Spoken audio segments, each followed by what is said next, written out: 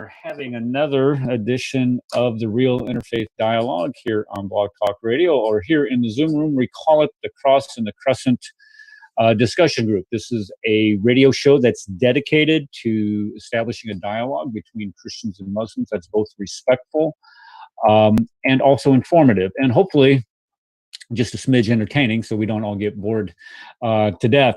Today we are lucky to have our guest back, Usama Dakdok from the Straight Way of Grace Ministries. straightwayofgrace.org is his website, and Usama is somewhat of an expert in Islam, dare I say. Usama has, he grew up in Egypt as a Coptic Christian.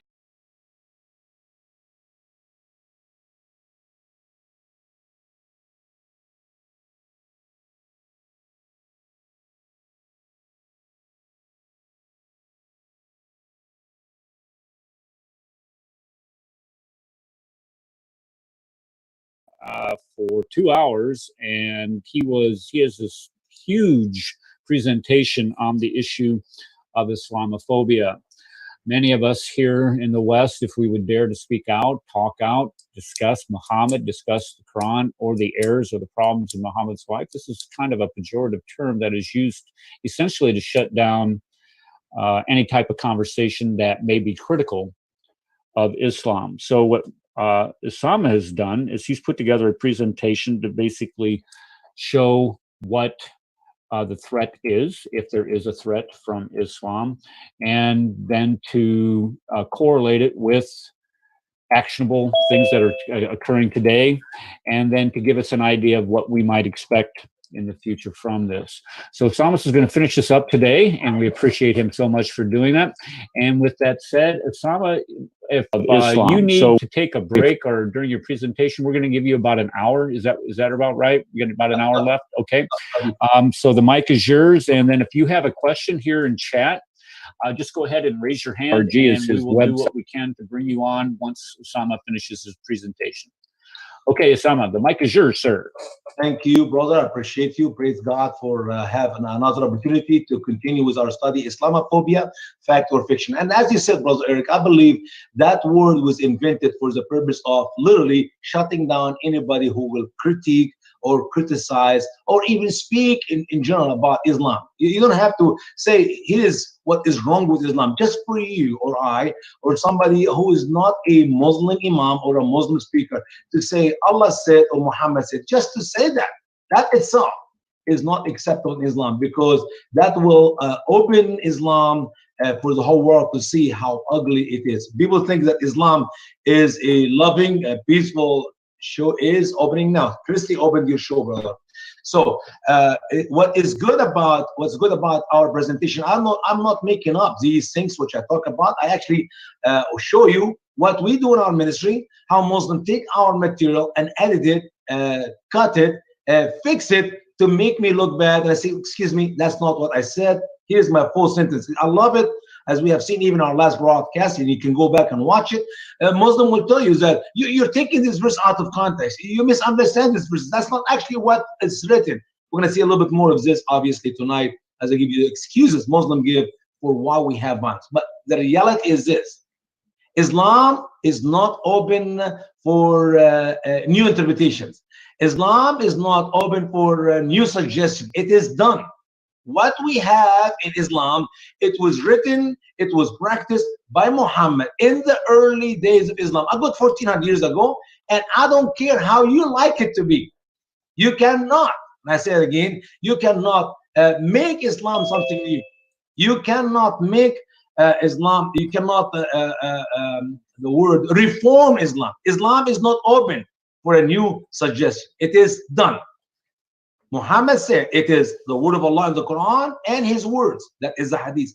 The Sunnah of Muhammad settled it. How Muhammad understood Islam is what Islam is. How Muhammad practiced Islam is what Islam is.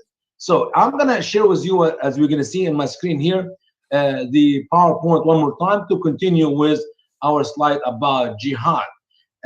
Jihad is not what they teach our children, sadly, in our public schools, but Islam jihad is what Allah said in the Quran, what Muhammad practiced. I love it in the book of the Lives of the Travelers, that's in 09.0. We read this slide. In our Bible school today in America, those who call themselves moderate Muslims are telling us jihad is internal struggle. Jihad is to do good. Jihad is to fight evil. And there's a big jihad and a small jihad, and on and on and on with whatever they want to tell us. But I'm sorry, that's not how Muhammad understood jihad. Jihad in the Lives of the Traveler 09.9 it goes like that. Jihad means to war against non-Muslims and is etymologically derived from the word mujahada, signifying warfare to establish the religion. The scholarly basis for jihad, prior to scholarly consensus, is such Quranic verses as... So before we even get to the Quranic verses, we can learn about jihad. In the red word, as you see in front of your eyes and your screen, jihad is warfare to establish the religion. What religion? Islam. The only reason Muhammad was ordered by Allah or commanded by Allah to kill the Christian and the Jews, because they must be submitters. They submit Islam. They submit to the new reality. Muhammad, the final messenger of Allah, the Quran, the word of Allah. That is why Muhammad was commanded to perform jihad. Allah, in Imam Yasir Qadhi's own words, in a video I can play it for you right now so you can hear it yourself. He said, because of the Tawheed, the belief in one Allah, Muhammad was ordered to engage in war with the Jews and the Christians. Because of the belief in one Allah, Muhammad were commanded to wipe them out. As he stated, and that's Imam Yasir Qadhi's own words concerning what Muhammad said, I have been commanded to engage in war with people until they say, until they testify, we bear witness that there is no God except Allah. And Imam Yasir Qadhi stopped there because he's a smart man. I'm sorry, that's not the end of it. Finish the shahada, sir. And we bear witness, or we testify, that Muhammad is the messenger of Allah. He did not say that in the video. Why? Because he's talking about the Tawheed, the belief in one God. Excuse me, the Jewish people believe that there is no God except Elohim. Why Muhammad was ordered to kill the Jewish people, if that is the only reason why Muhammad was ordered to kill people until they say there's no God except one God? Was the Jewish believe in that one God? The Jewish people do not believe in Trinity, or any of the things which Christians believe. So the jihad was established 1400 years ago to force people, to convert people to become Muslim, to establish the religion of Islam. This is not my words. Go to the Lives of the Traveler 09.0 and you read yourself. Now let's look at some of the verses which they're quoting there and learn about the true understanding of jihad. In Quran chapter 2, verse 1 and 16, we read, war is decreed to you, and it is hated by you. And perhaps you may hate something and it is good for you, and perhaps you love something and it is evil for you. And Allah knows, and you do not know. Wait a minute, brother Usama. I thought you told us you're going to give us verses about jihad. I'm reading the verse in front of me, Quran 2:16. I don't see the word jihad anywhere there. Don't worry, Yusuf Ali does not even translate the word jihad, period. You talk about finding the word jihad or performing jihad in some English translation. Good luck to find it. I think I'm the only one who put the word jahidu to perform jihad, because that's exactly what the word said. So if the word jihad does not exist in your English translation, you know what? You know this fact. You're having a sugar-coated Quran. Maybe you need to download our generous Quran, the generous Quran, and then you can learn about jihad. But here we learn about war. W-A-R. What is about war? War is decreed for the believers, for the Muslim believers. And I love it because the truth is there. They hated to engage in war. They hated to kill their Jewish and Christian neighbors. They hated to kill their own family and their own tribe people. You see, until Muhammad, his tribe used to stick together. It doesn't matter what God do you worship. They stick together. They don't kill each other. But from the days of Islam until every rule has been broken. Before Muhammad, there was 4 forbidden months where Muslims, all the people in Muhammad days, it doesn't matter what you believe, will not kill It is it's a peaceful month. And if somebody did some killing during these 4 months, the rest of the tribes are united to go and wipe that person and his family completely from the face of the earth. Well, guess what?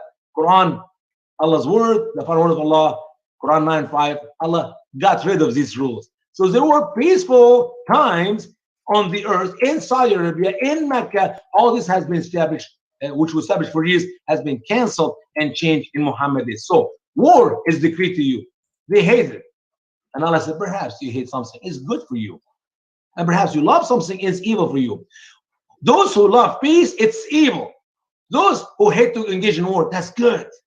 Allah knows and they don't know. But we're not talking about just one verse, as you can read about in the Lives of the Traveler.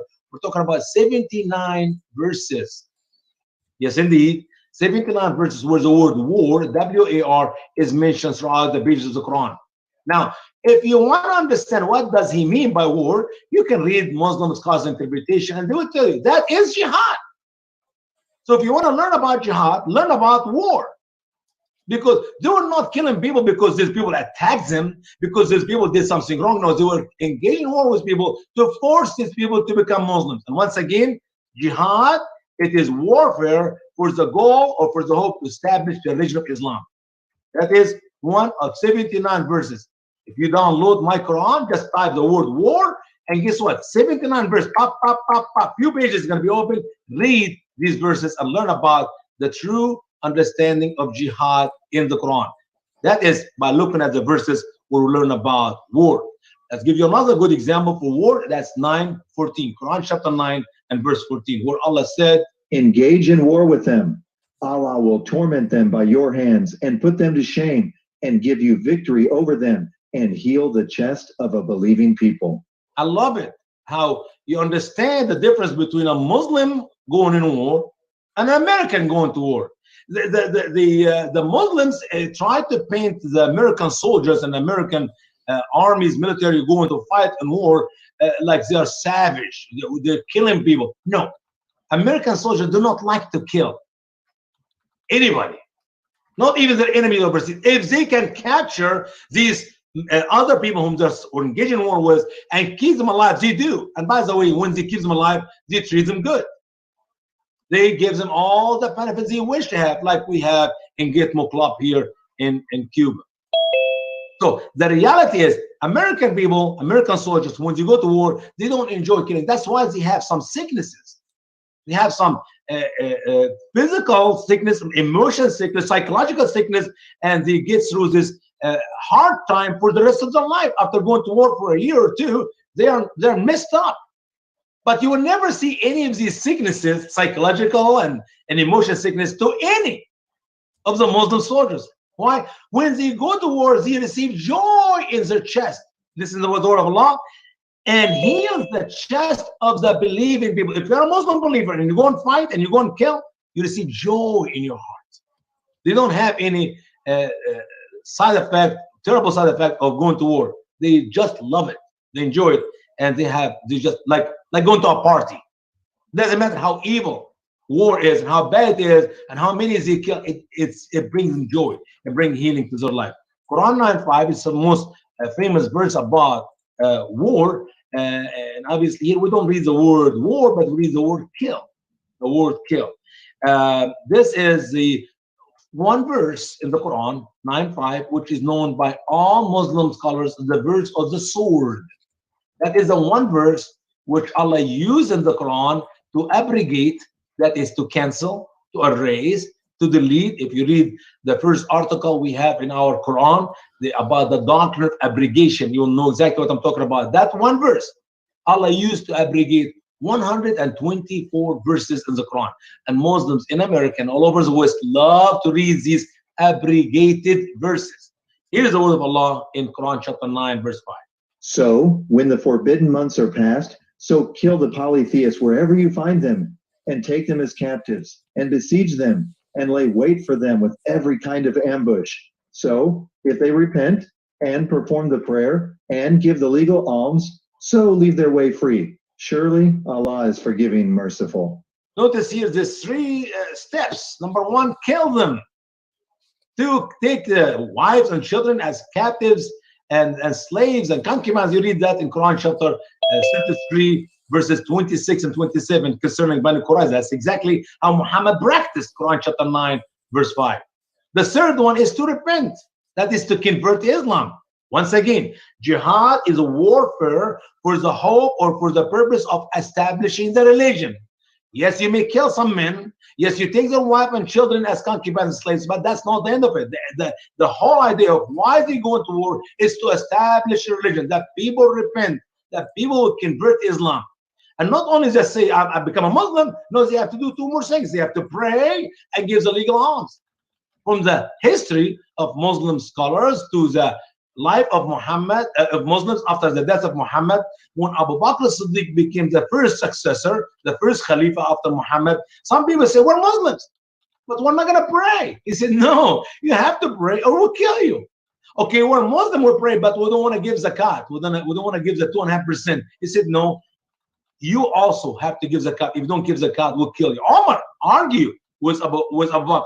Why do you kill people? They're Muslims. He said, no, they have to fulfill everything that was there in that Quran chapter 9 verse 5.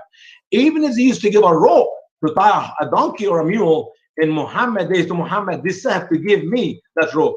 And from that day until today, Muslims practice that verse.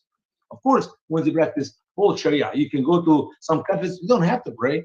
Yeah, you don't have to pray. But in Islam, the real Islam, not the hogwash Islam, not the sugar-coated Islam, not the watered-down Islam. If you're a Muslim and you don't show up in your prayers, you're dead. If you don't give zakat, the money to the mosque, you're dead. Why? Because Allah said so, and that's how Muhammad and early Muslims practice Islam. And that's how true Muslim believers today must practice Islam.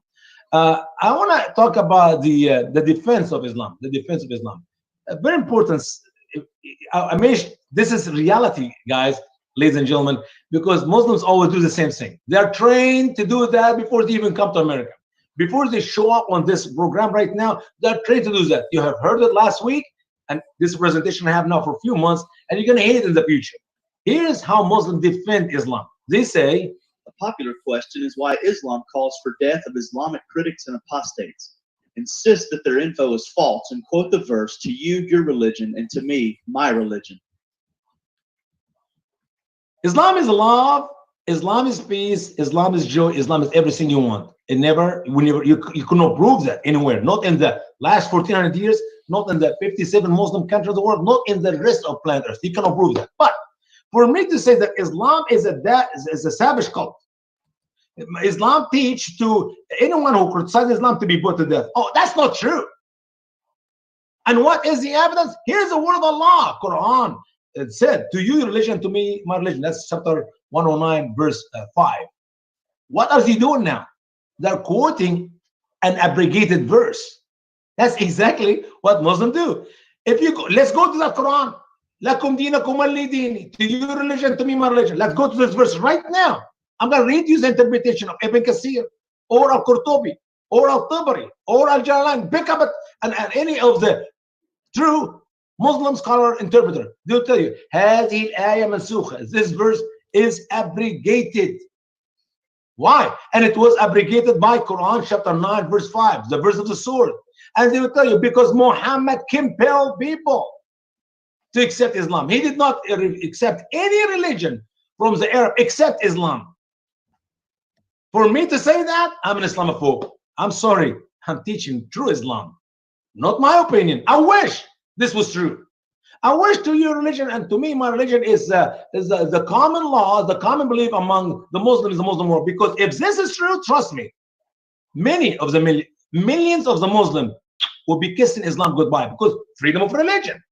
Muslims use that in the West to say, here it is, freedom of religion. But I'm sorry, in Islam, there's no freedom of religion. That verse, which you love to hang your hope on, that verse is abrogated verse, which means it's a canceled verse. It's abrogated verse. Just kiss it goodbye. Okay, let's go to step number 2. To answer Islam spreads with the sword, say that is a big lie spread by the Jews and Hindus, and that the Quran clearly says there is no compulsion in religion. Why did it not say Jews and Christians? Islam spread by the sword. That's not true. The Jews and the Hindus. And I guarantee you, if you go to a large population where there's Hindus, it says the Jews and the Christians. Here in America, we don't want to insult the Christians, so we say Jews and Hindus, Jews and somebody else. And what is their evidence? Let's go to the Muslim world. We have freedom of religion. Nobody can compel anybody to become a Muslim. Let's look at the life of Muhammad. Let's look at the early days of Islam. From day one until today, nobody compel anybody to become Muslim. No, they cannot do that. Why? Because that does not exist. As he quote you another abrogated verse. That's obviously Quran chapter 2 and verse 265. No compulsion in religion. This is like John 3:16 for the Christians. You know, Christian all over the world, they know for God so loved the world. John 3:16. Muslim knows that. No compulsion religion. Okay, let's go to Quran chapter 2, verse 265, and let us read the interpretation of Muslim scholars. Guess what they're going to tell you? Same thing. هذه الآية منسوخة. This verse is abrogated. And they can give you many examples about how Muhammad compelled. He went in war with the Jews and the Christians in his days to force them to accept Islam. So one more time, this is not defense of Islam. This is like hogwash Islam for the people of the West. Step number 3. If someone quotes violent verses from the Quran, accuse him of quoting verses in bits and pieces and cherry picking. That's exactly what happened last week. And that's exactly what will happen today when we open the mic. If there's any Muslim to defend Islam, says, oh, you're taking this verse out of context. That's a cherry picking. No. These are what the verses said. That's how Muhammad understood it. That's how Muhammad practiced it. That's how Muslims practice these verses for the last 1400 years. We know the true hermeneutics, the true interpretation of the Quran by Muhammad and real Muslim scholars. Not some Muslim scholars who wear suits and ties in the West today. These are not scholars. These are propagandists. Okay? As a matter of fact, I can take the same people. If they teach what they teach in America, in my home country, Egypt, they'll be killed. Can you imagine? I take a Muslim scholar in America to Egypt and I say, okay, tell the Egyptian here what you said to the American there. They will kill him on the spot. If you imagine how terrible it is for people to accept this interpretation. Okay, so there's no cherry picking. It is Islam. And by the way, when Muslims say you're taking this verse out of context, the entire Quran is written out of context. Trust me in that. I can show you and prove it to you. Verses in the Quran have nothing to do with the previous verse or the following verses. As interpretation, we already got Muslim scholars' interpretation. All right, move to step number 4. If he then quotes full verses and verses before and after, then insists that the translation is wrong.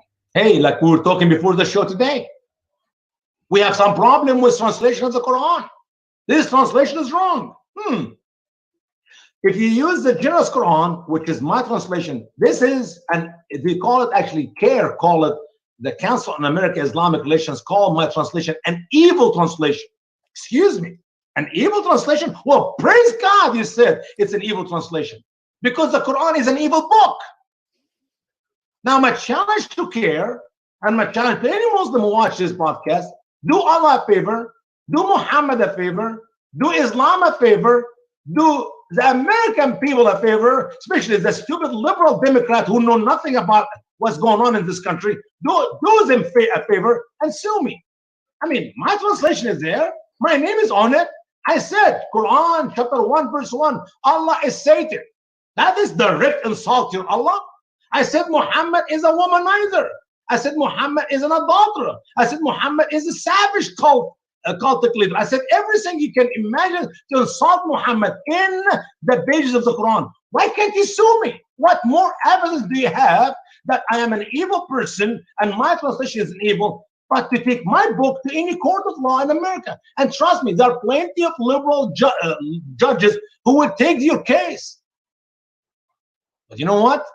It would be much better for Muslims to take me physically out than to take me to a court. Because if they take me to a court, they're going to make me famous. And I'll be super rich. Millions of my Quran will be read by all the liberals and the American people, and that will be the end of Islam. It is very unwise for a Muslim man to take me to court, to sue me for my translation or any of my other books. I mean, literally, exposing the truth about the Quran, the revelation of these 2 books is trashing everything about the Quran, about Muhammad. Well, so obviously, Muslims are not going to sue me because the best thing is just, you know what? My translation is wrong. It's the bottom line. Well, let's move on to the next step, which is step number 5. Listen carefully. If he brings 10 different translations, then say correct meanings can be understood only by reading the Quran in Arabic. Huh. Makes sense. So if I use Yusuf Ali or anybody else to prove that my translation in these specific verses were accurate, all these translations, the only way, hey, listen carefully, the only way you can understand the Quran is to study Arabic, the classic Arabic. Because trust me, lots of Arab cannot understand the Quran either. I'm not talking about just American and the French and the German and the Italian and those people with foreign language cannot understand the Quran because they don't know Arabic. Even Arabs. Half of my Egyptian people who speak Arabic like that is their own mother tongue language. They don't learn it. They grow up to speak it and they can read it. When they read the Quran, they don't understand the Quran, which goes against the teaching of the Quran that is pure, clear, easy to understand. How can Allah say the Quran is pure, clear, easy to understand, and half of the Arab cannot understand what they're reading? So you see, here's the technique of how to defend Islam. You must read the Quran in the Arabic language because all these English translations are not accurate. You know what I do in this case? I said, that's fine. Let me read to you the Quran in the Arabic language. And I've done it many times with the Muslims of America and Canada. So let's read the Quran in the Arabic language. And I start reading the Quran in Arabic. And then you look at their faces, these Muslims, and they see the smile. They laugh like, what's wrong? Well, I don't understand Arabic. I don't speak Arabic.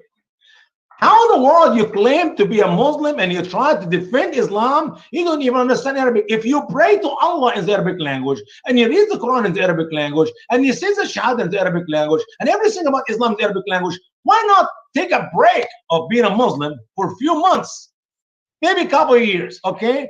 Learn Arabic so you can leave Islam. Trust, that's a fact. The more you learn about the Arabic language, the more for sure you're not going to stay in Islam. Lots of Muslims Arab. Literally 13% or so of the Muslims today in the world are Arab. They're not Muslim because they're in love with Islam. They're Muslim because they have no option. They have no freedom to leave Islam. They're Muslim because they're born to a Muslim daddy. End of story. Now you who are here in the West, why in the world are you doing that? Why can't you learn Islam before you become a Muslim? How many times I met with lawyers, doctors, Baptist ministers, and all different smart people in America who became a Muslim for 5-10 years. And I said, so have you studied this? Well, I am working on it. Excuse me. Before you jump to buy a car, give it a test. Drive it for a block or two. Not buying a car for 5 years to figure out maybe I'll keep it or not. It does not work that way. So as a smart Westerners, people have some common sense in mind. Learn Islam before you accept it. You may have rejected Christianity. You don't believe in the things of Christianity, Trinity, the Bible, blah, blah, blah. That is one thing. But to jump into Islam without knowing it, that's another thing.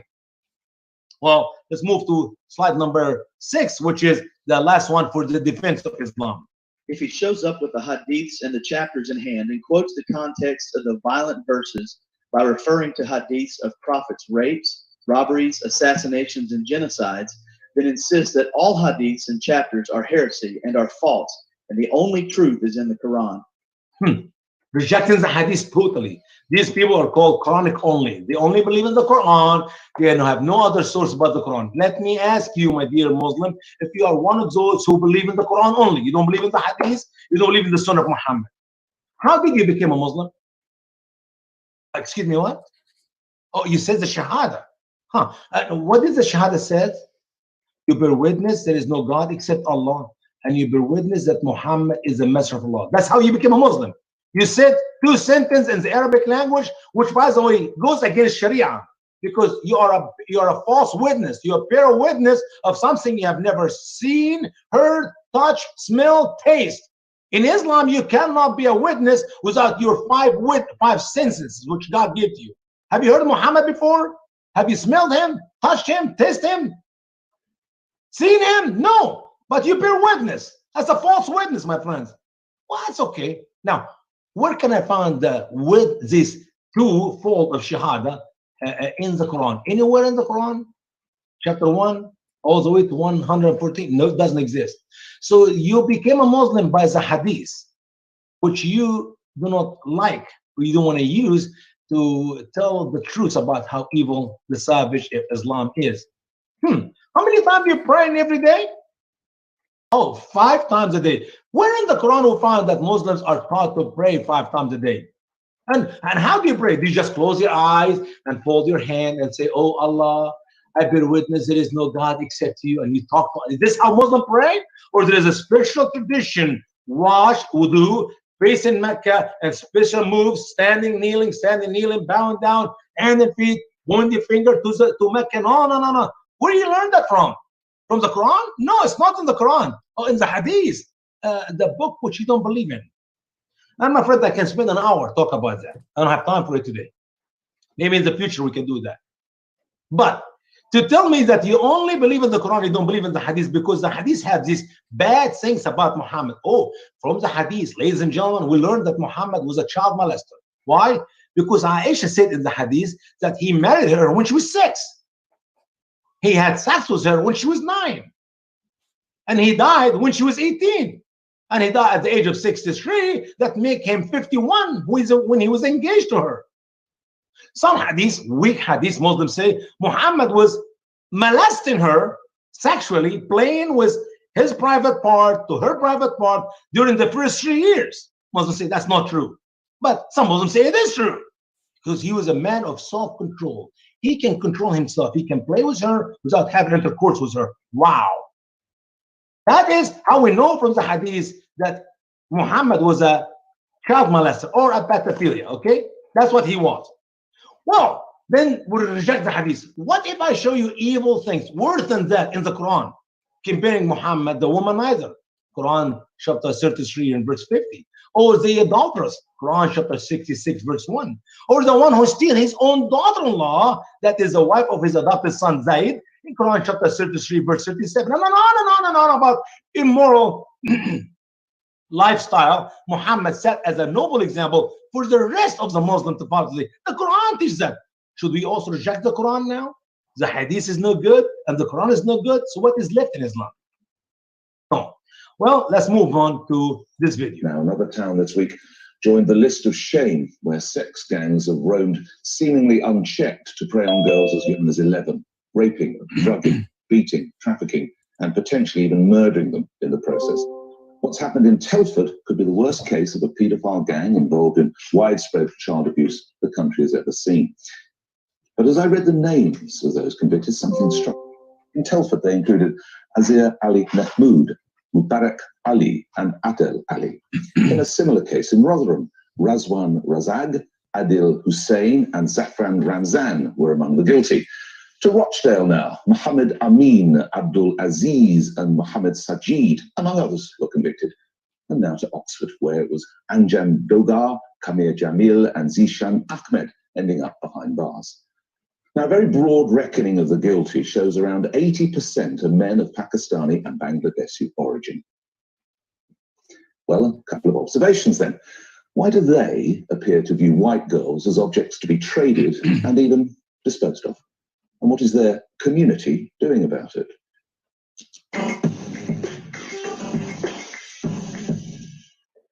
Nick, this is a tragedy that's been going on up and down the country. And unfortunately, the police and local councils have been complicit in covering up this scandal. Well said. Yeah. Time and time again, they have found that British, Pakistani, and Bangladeshi South Asian Muslim men like me have been involved in grooming underage white girls and targeting them in what I would describe as racially motivated sexual assault.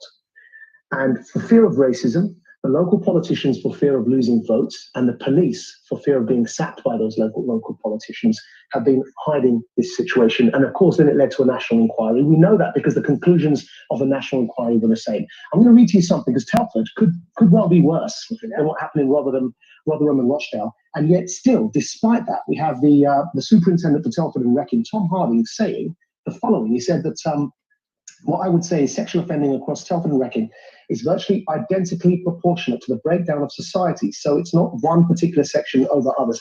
Forgive the language, the French, but this is total BS, because he's confusing two types of sexual offences. We as Quirin looked into this, and I'm going to come to the stats in a second. I know you've done a lot of broadcasting. You're a real pillar in this area. I have to say, salute what you've done. Thank you. Type 1 is the grooming of underage white girls, or any girl generally is type 1 as a category, the grooming of underage girls by gangs of men. Now, in type 1, where the grooming gangs are involved, it was found in our research that we found, and we'll put this up on the screen for you, that 84% of those involved in type 1, which is gang grooming of underage girls, were, what it says there, South Asian. To be specific, they were Pakistani and Bangladeshi Muslims, right?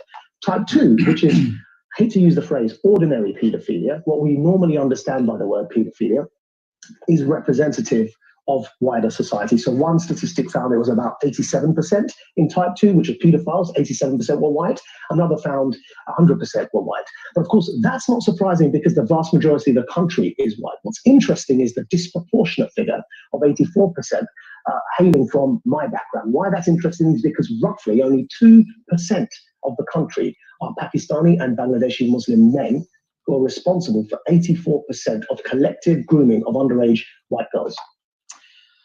Very important to know who is the gentleman. The Southern Poverty Law Center accused Mr. Majid Nawaz, the man you look at his picture right now, to be a Islamophobe, not realizing that he's a Muslim, but he claimed to be moderate Muslim.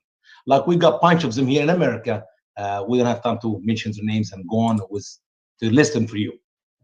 He's a moderate Muslim who's speaking the truth about Islam. So the Southern Poverty Law Center accused him to be a racist, to be an Islamophobe, to be a hate monger, like anyone will ever say the truth. Now, did they investigated his numbers? Did they went to the courts all over England? And where is our British friend who was mad at me last week? Where is it? And I want him to talk to me about this today after we finish our study here. I'd love to have him to have a quick dialogue with him. He's not here.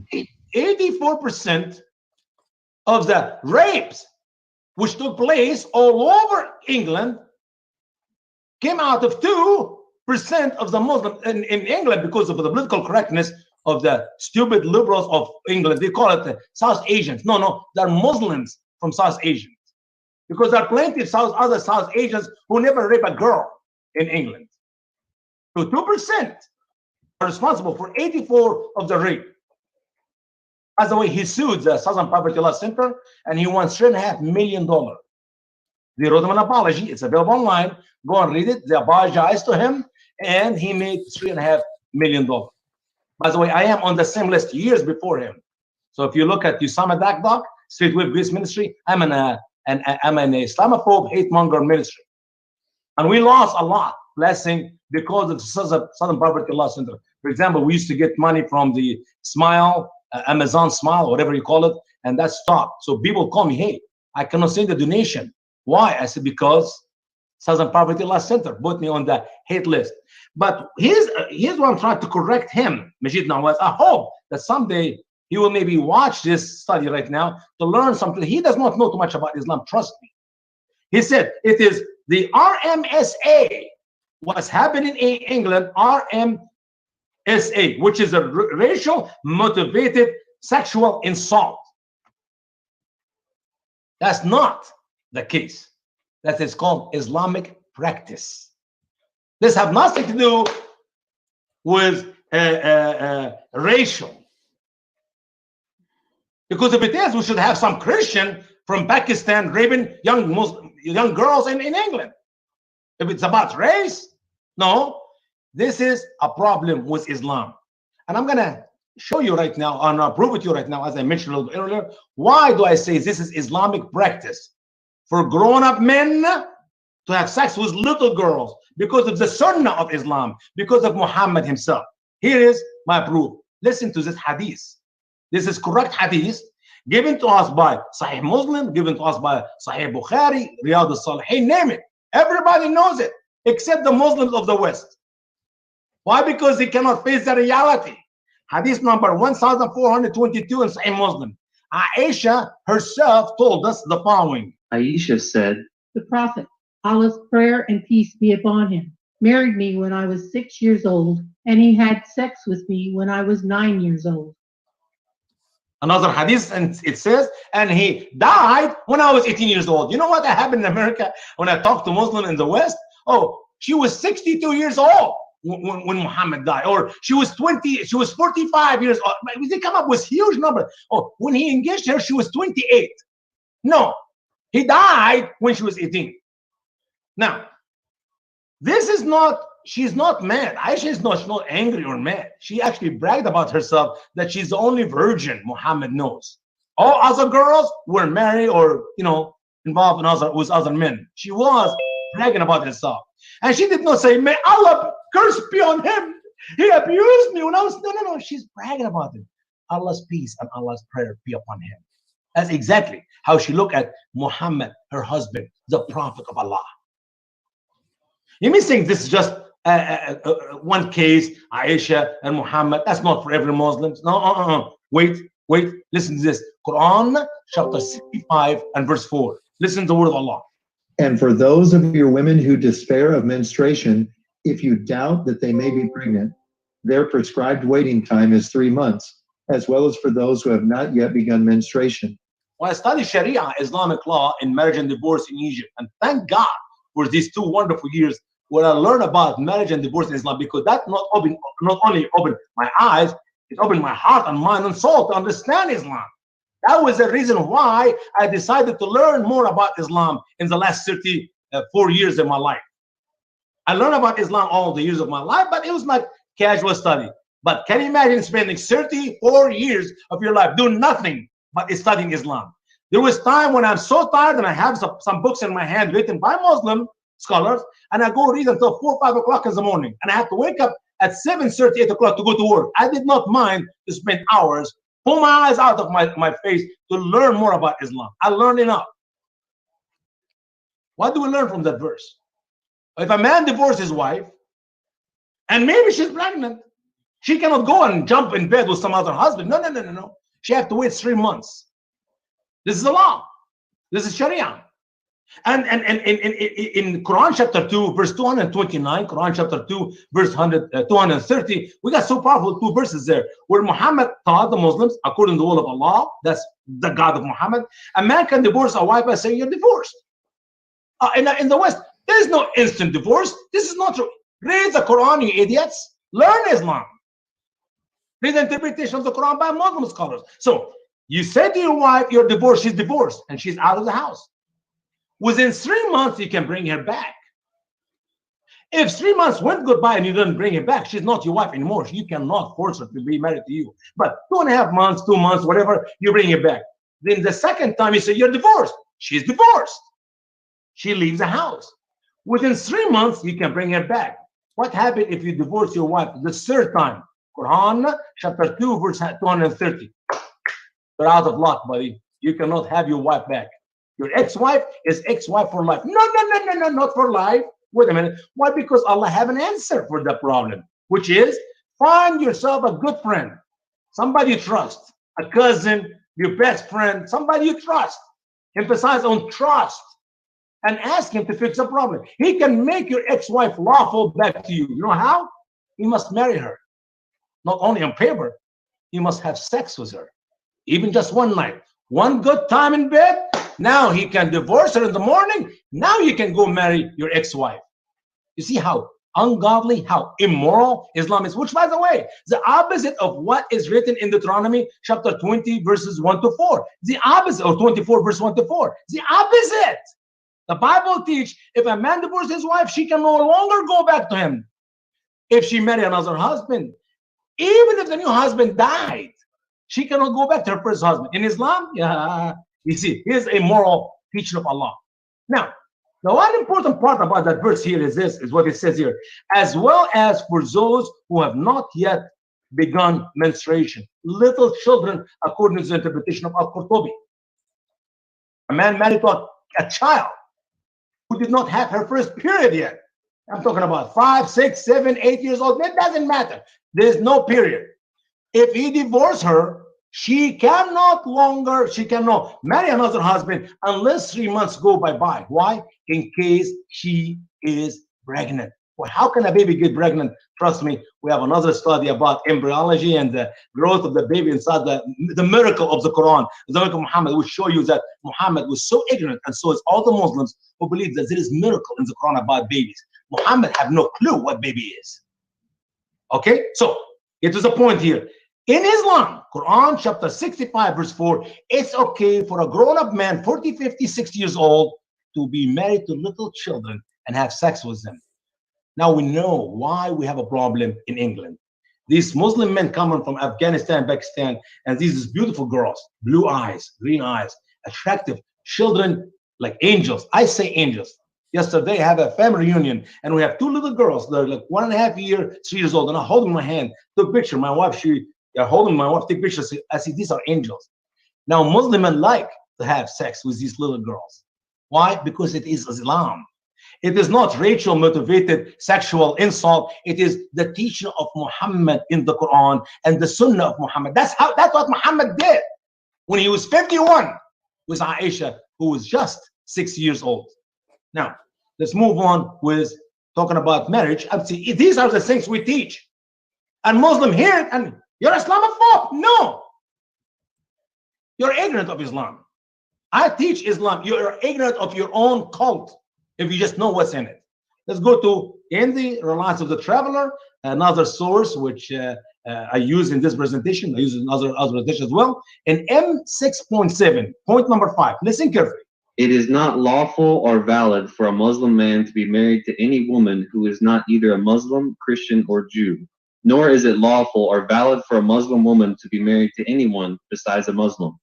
Last week program, we got a young lady, which I never heard from her. I wish she can call me. I beg you, sister, give me a call. I would love to minister to you. I would love to teach you the truth about Islam, and it's up to you. I would love to see you become a Christian, but it's up to you. We don't force people to become a Christian, but I want to teach you. Her mama, she's an American, married to a Muslim man. And she said she married him with her full well. Go listen to the podcast last week. Nobody forced her to marry him. Excuse me. It is okay in Islam for your daddy, the Muslim man, to marry your mama as a Christian lady or a Jewish lady. It's okay. Sharia teaches that. But it is not okay for you as a daughter of a Muslim man to be married to a Christian man or a Jewish man. That's not love. That's what we call invasion. The Muslims are invading the West by marrying the females of the West, not because they love them. Maybe there's some love, but that has nothing to do with Islam. Islam does not teach love in any topic, in any subject. It doesn't matter what we're talking about. So here we go. It's okay for a Muslim man to marry an infidel wife, but it's not okay for a Muslim young lady or a lady to marry to an infidel husband. That shows you the reality. I want to share this verse with you. Very important. Quran chapter 4:24. To learn about the morality of Islam. Is there moral in Islam concerning marriage, concerning sex? Listen. And married women are also forbidden, except all that your right hand possesses. This is the decree of Allah for you, and it is lawful to you, besides this, to seek out women with your money, chaste without fornication. So whatever you enjoy by it from them, so give them their wages. It is an ordinance, and there will be no sin on you about what you have mutually agreed on after the ordinance. Surely Allah was knowing, wise. Can a Muslim man have sex with a married woman? Sure, if she's a wife of an infidel. So if you go to England today and you see some Muslim men having good time with married British women, why not? They're infidels. As a matter of fact, if I can kidnap a young lady in England, a young woman, 20, 30, 40, if I can kidnap her, she is right now my right-hand possession. I own her. I kidnapped her. But she's not, it doesn't matter. In Muhammad days, they did the same thing. As a matter of fact, Muhammad said, go have sex with them because they want to, relieve themselves sexually using their hands. And Muhammad said, no, don't do that. Have sex with these women. But oh, Apostle of Allah, they're married women. We know their husbands and their husbands still alive. So Allah quickly give Muhammad Quran chapter 2 and verse 24. It's okay to have sex with married women. I love this part when it said here, so whatever you enjoy by it, that is the private part, from them, these are the females, so gives them their wages. We call this marriage for fun. Shiite practices marriage. You know why? Because Muhammad and early Muslims practiced that marriage. I know Sunni today will tell you, oh, Muhammad allow it, and then he forbid it, and then he allow it, and he forbid it, and he never allowed it again. That's nonsense. Did Muhammad allow men to have sex with women? with money, prostitution. Yes, he did. Therefore, it is lawful. Muhammad changed his mind, he forbid it. I don't see a verse in the Quran saying it's forbidden. If you are a Sunni and you know that Allah forbid the marriage for fun, that is prostitution, please give me the verse of the Quran, because I need to stop teaching these lies. Okay, I don't want to be called Islamophobe. I want to be a scholar of Islam. So if you know any verse in the Quran where Allah forbid a man from being involved with women sexually with money, prostitution, I would love to know that verse. That's why Shia wins the debate, wins the argument, because they can practice what Allah said here. You can read about that, the marriage for fun, in Sahih Muslim, hadith number 3,476, all the way to 3501. That is the reality of Islam. Now, I want to talk about sexual insult, and I cannot see my statement here. Let me show it to you here. Sexual assault statistics. This is in Europe for those Muslims who live in Europe and they want to learn the reality about what's going on in Europe between Muslim and grown-up men, not just little children, even grown-up women. Muslim men with grown-up women. So here we go. According to the Canada Free Press, Sweden has the second highest Muslim immigration rate in Europe and the second highest sexual assault rate in Europe. Coincidence? I don't think so. I think not. Why? Because the Muslim practicing Islam. I just share with you a few verses. I can go on for another hour or two to cover that subject in depth, but we don't have time for it. They're practicing Islam. It is lawful for me as a Muslim man to have sex with any female, married or single. She's Swedish. She's an infidel. She's beautiful. Oh, she's hot. Much better than my wife in the burqa. Trust me. I know this for a fact. Now, let's move on to the next slide. 1 in 5 women in the UK will be sexually assaulted, according to the Canada Free Press. That's 20% of the females of England. And the more Muslim we have, the higher the number will get. There will be a day when Muslims just take over England and they will rape every female, especially if you are not covering hijab, because you ask for it. We got the Mufti of Egypt telling the Muslims of England, they're asking for it. If a lady walk in the street and she's not covering her legs, take her clothes off and rape her. Hello? Maybe the Mufti is wrong, but Allah's right. Okay? I go back to the Quran. Let's go with this one here. The Canada Free Press went on to say, the statistics suggest that the key factor is not necessarily a high Muslim population, but a high Muslim immigrant population. You know, this hogwash propaganda excuses? Isn't the Canada Free Press is liberal? They're not telling the truth because they cannot handle the truth. The problem is not Muslims or Islam. The problem is these people are immigrants. They're not familiar with our culture. As if in their culture, where they come from, a woman say no, it means yes. Exactly. When a man tries to rape a woman, she say, no, please don't rape me. It means yes, rape me. Where they come from, my dear friends, they don't look at a woman. Because if you look at a woman, her husband would kill you or her father would kill you. You don't rape other ladies in Pakistan or in Bangladesh. But in England, you can. So it's not nothing to do with culture. It has something to do with Islam, the practice of Islam. Move on. The more open a European country is to Muslim mass migration, the more dangerous it is to women. Why is that? Because Islam. Because of Islam, and I can cover this another time in the depths, but for now, we'll move on. Islam and hijab. When you talk about hijab, once again, you're Islamophobe. Excuse me. Do you know anything about hijab? Have you studied what the Sharia teach about hijab? If you look at a picture like this, is this the real hijab, or you see what they doing now in America? They have a contest to see which woman has the most attractive hijab. So they have colorful hijab, flower, and the lady she'll be wearing, she show her face, she show her eye mascara and makeup and these beautiful earrings, and then we got some of the American ladies as a winner. Muslims are the winner of the contest. I'm sorry, that's not hijab. That's what I call hogwash hijab in the early days of Muslim taking over America. This picture you see in your eyes, by your eyes right now, that is the true hijab. That you cannot see the lady's eyes. If I can see your eyes, sweetheart, you can talk with your eyes much more than with words. You know, a quick link with our eyes like this. Hey, babe, you see this? That talk. And by the way, hijab will not make a woman immoral.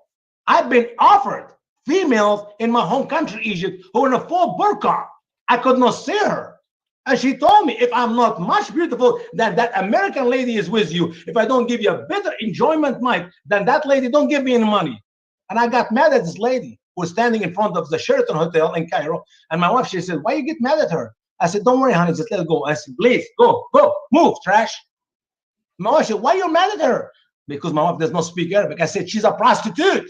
Offer herself to me. My wife, she was shocked. And a full hijab, yes. So that hijab does not make you moral. That hijab make you a covered woman to bring customers to sleep with. But let's move on to this segment. Omar wears a hijab, which according to the Quran 33:59 tells women to cover so they won't get molested. Is her adherence to this Islamic doctrine indicative of her adherence to Sharia law, which in itself is antithetical to the United States Constitution? But Judge Janine lost her job for 2 weeks because she dared to open her mouth and quote Quran chapter 33:59 and said, this is Sharia. You can't in America speak against Islam. You understand that? You better shut up your mouth and close yourself, hide yourself under some rock, because you're going to be called Islamophobic, you're going to lose your job. That's why you will never hear none of Fox News anymore or any less to talk about any topic about Islam. It's a no. That's why it's very important to hear the truth from people like us. What are you going to do? You're going to shoot me? You're going to kill me? You're going to send me to Jesus? Well, praise God. I cannot wait for the day to get to be in heaven. I'm not worried about my money. Where's the money come? I don't have a job. My job is to serve the Lord, and He take care of me. And when the day comes to go home, I'll go home. Now let's look at this verse, which she quote, Quran 33:59. Nobody defend Judge Janine. I wish she can have me on her show to defend her, to say what she said is nothing compared to the truth about hijab.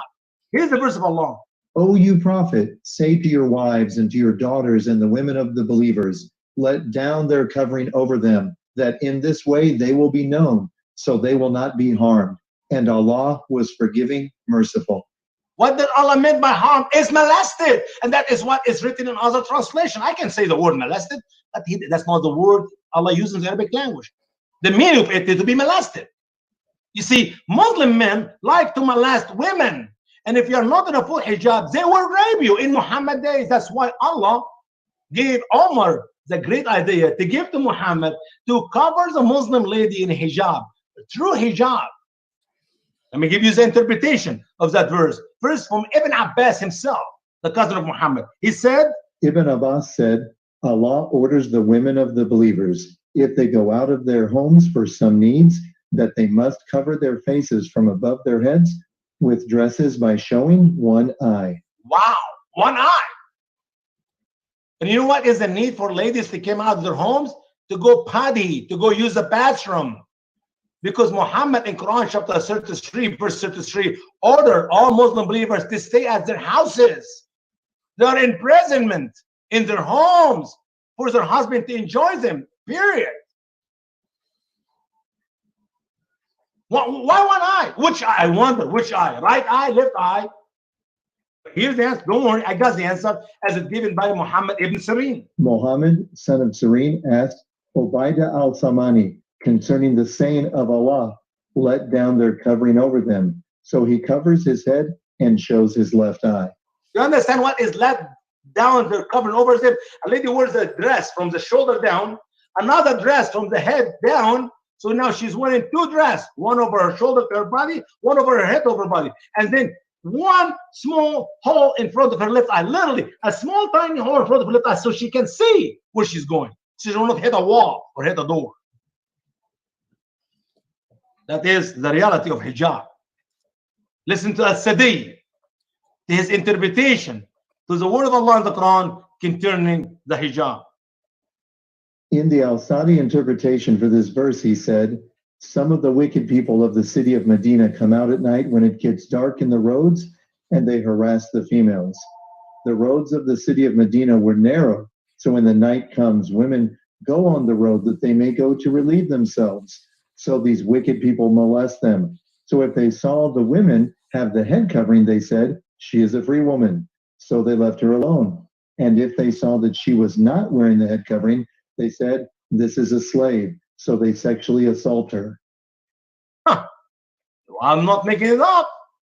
Thank God I said they exist, and he gives us interpretations. They go out to party, she's not covered, they molest her. She is covered in hijab, she's a Muslim lady, don't molest her. So Judge Janine, she was telling the truth, but she was ignorant of it, and she does not have the boldness to speak it fully to the American people and to the Muslim world to know. Yes, Omar, Congresswoman Omar, is practicing Sharia, she's practicing Islam. And you may think, well, if that's the case, maybe other ladies in Muhammad days also covered themselves in hijab. I'm talking about the slaves, so they will not be molested. And when they did that, the following leaders after Muhammad, they were proud of them. No, that's not the case. Listen to what Omar did when some girls, slaves, covered themselves in hijab because they got sick and tired of men raping them. Here we go, listen. It was Omar, Allah is pleased with him. If he saw a slave covered in hijab, that he beat her to protect the custom of the free woman. So Omar the Khalifa, after Abu Bakr the Khalifa, want to have some customer for the men to have sex with. You may think if this is a moral thing, every female should have the privilege to be covered in hijab so nobody raped them. No, Omar wanted the slave to be uncovered so men can enjoy them sexually. And we'll skip this one. Let's go here. One of the, I know I'm running out of time, guys. Forgive me. Give me just a few more minutes and you can stop me. You got plenty of time, Usama. You got plenty of time. Take your time. You can, if you need to stop me, stop me. Not talk about cutting the hands of the thief. I love it how Muslims in the West talk about justice. Even Jelani Hussein in his video, which I got just a few minutes ago, Sister Tammy, bless her, Lord Jesus, she sent me that video. I have not even watched the video yet. He's talking about justice. What justice? You Muslim people know anything about justice? Anything about justice in Islam is injustice in our life. There is no justice about any topic, about anything. For example, when a Muslim steals, the justice of and bill steal in Islam, the justice of Allah is for his hand to be cut. Because he steals. Steals what? I don't care what it is he's for. I'm gonna prove it to you. But for me to tell the American people, Islam teaches to cut the hand of the thief, you're Islamophobe. Yes, indeed. I'm Islamophobe because you're stupid. Because you don't know anything about Islam. So let me teach you about the justice of Allah. And so when you hear a Muslim in America, Jelani Hussein or any Muslim, talk about justice, it stops. Excuse me. Before you open your mouth, talk about justice, why don't you go back to your country and fix Islam? Because there's no justice in Islam.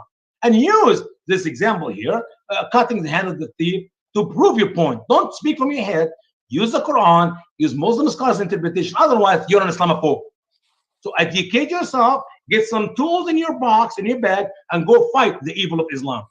Here's what Muhammad, or what Allah taught Muhammad in the Quran concerning the punishment of the thieves.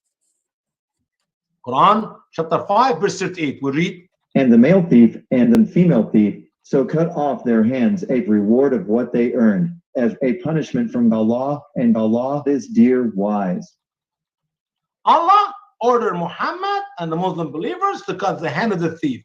This has a question. I studied this also in Sharia.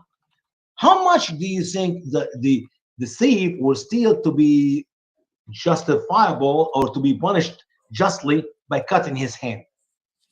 $1,000? $100? How about $10? How about $2? Can we go for 50 cents? You know what? Here's the answer. By Abu Huraira. Listen to what Muhammad said to Abu Huraira. Abu Huraira said that the Messenger of Allah said, Allah cursed the thief who steals an egg, so his hand must be cut off, and the one who steals the rope, so his hand must be cut off. An egg, ladies and gentlemen. You know why a thief will steal an egg? Maybe because he's going to collect a dozen and go sell it. No, because he's hungry. I never heard of somebody stealing an egg just for the fun of stealing an egg. No, he needs to eat. How much do you think an egg in Muhammad days cost? A quarter? I don't think it'll go over than 25 cents. Not in Muhammad days, not today. There were not golden eggs in Muhammad days, there were chicken eggs. Let me prove it to you again. Here we go. Listen to this. That is from Imam Malik ibn Anas. I'm going to give you all different school of thoughts of Islam about the punishment of the thief. How much a thief can steal so that his hand be cut off. Here is Ibn Anas. Imam Malik, son of Anas, Allah's mercy be on him. The thief who steals 3 dirham, if he stole it or if he stole what is equal to that in value, his hand must be cut off. 3 pennies? I think Allah loves this justice of Islam, don't you? We should go ahead, get rid of our constitution because it's not right. This laws we have in America is unjustifiable. Let's use Sharia. I want to teach America be about Sharia and the punishment of theft and see how many Muslims in America love to have it in America. Let's move on. I give you another interpretation of Shafi'i, another important source or Muslims believe in. Al-Shafi'i said, Al-Shafi, Allah's mercy be on him, stated, the cutting off of the hand of the thief with a quarter of dinar or what is equal to it in value. Do we got enough? This is not but the truth about Sharia, Islamic law, the teaching of Muhammad, the Sunnah of Islam. That's exactly what Muslim would do in America if he allows them to keep running through the Liberal Party and become your congressmen and senators. And trust me, it seems like far, far away, maybe 1,000 years from now. How about 25, 30 years from now? This is the reality of what Muslims believe and what Muslim practice. And when we teach it, we're not Islamophobe. We're telling the truth. That is Islam. If you don't know it, and now you learn it, my dear Muslim friend, we're glad that you know it, and we pray to Almighty God, the Triune Father, Son, Holy Spirit, that you will leave Islam and become a Christian. If not, become an atheist, become an agnostic, become something else, but don't follow that savage cult by twisting it and make it something else that you tell me Islam is love, Islam is peace, and then it's justice in Islam, because there is no justice in Islam. Islam is irrational fear. It is very wicked. Islam is not a religion. Islam is not a faith. It is a savage cult. And I wish I have another 4 or 5 hours so I can share with you a little bit more about the real Islam. Islam is a problem. And the sad thing it is this, that Muslims are first victims of Islam. And Muslims are used by Allah, the devil, Satan himself, and Muhammad, the very wicked, evil man who claimed to be a prophet, to punish the rest of us. And they're working as a team. Some of them, they're defending Islam, calling me Islamophobe, and others of them, they're practicing Islam, waiting for the right time where they have the upper hand, and they're going to join those who call me Islamophobe, and they will be united together for our own destruction. I think with that, we'll stop and we'll have any of your questions. Love to hear them or comments. God bless you guys. I appreciate it. All right. Well, thank you, Usama. We had a pretty lively chat room. I was sitting there trying to keep up with what was going on in chat. And a lot of it just, some of it seemed like it was off topic. It was from our friend that was here last week, Asana. Asana and I, we deal with each other quite a bit on Facebook, where there's a certain group that we belong to and we interact quite a bit. And he seemed like he had everybody going in chat there.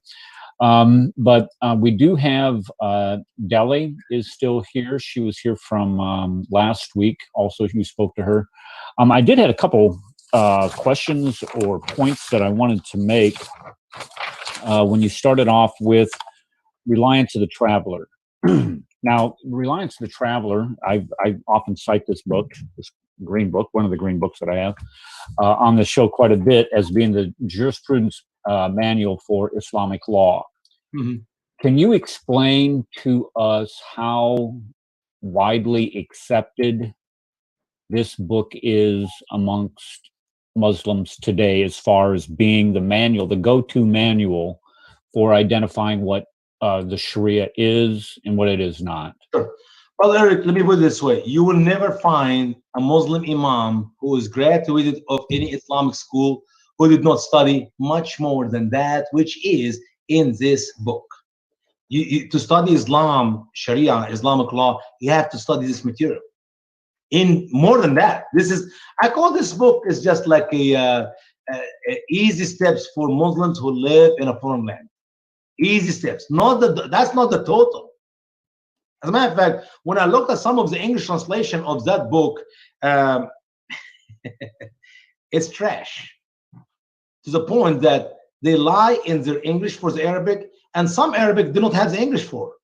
For example, let me grab my book, and I'm going to give you one of these which they did not translate it. So, brother Eric, give me a minute. I'll run to my office. I get my computer. My okay, book. all right, thanks. And I'm going to bring up a verse or something that Usama brought up when it was talking about Islamic women not being able to marry non-Muslim males. And when we look at how the law is written according to the Sharia, it says that Islamic men can marry Muslim women, Christian women, and Jewish women.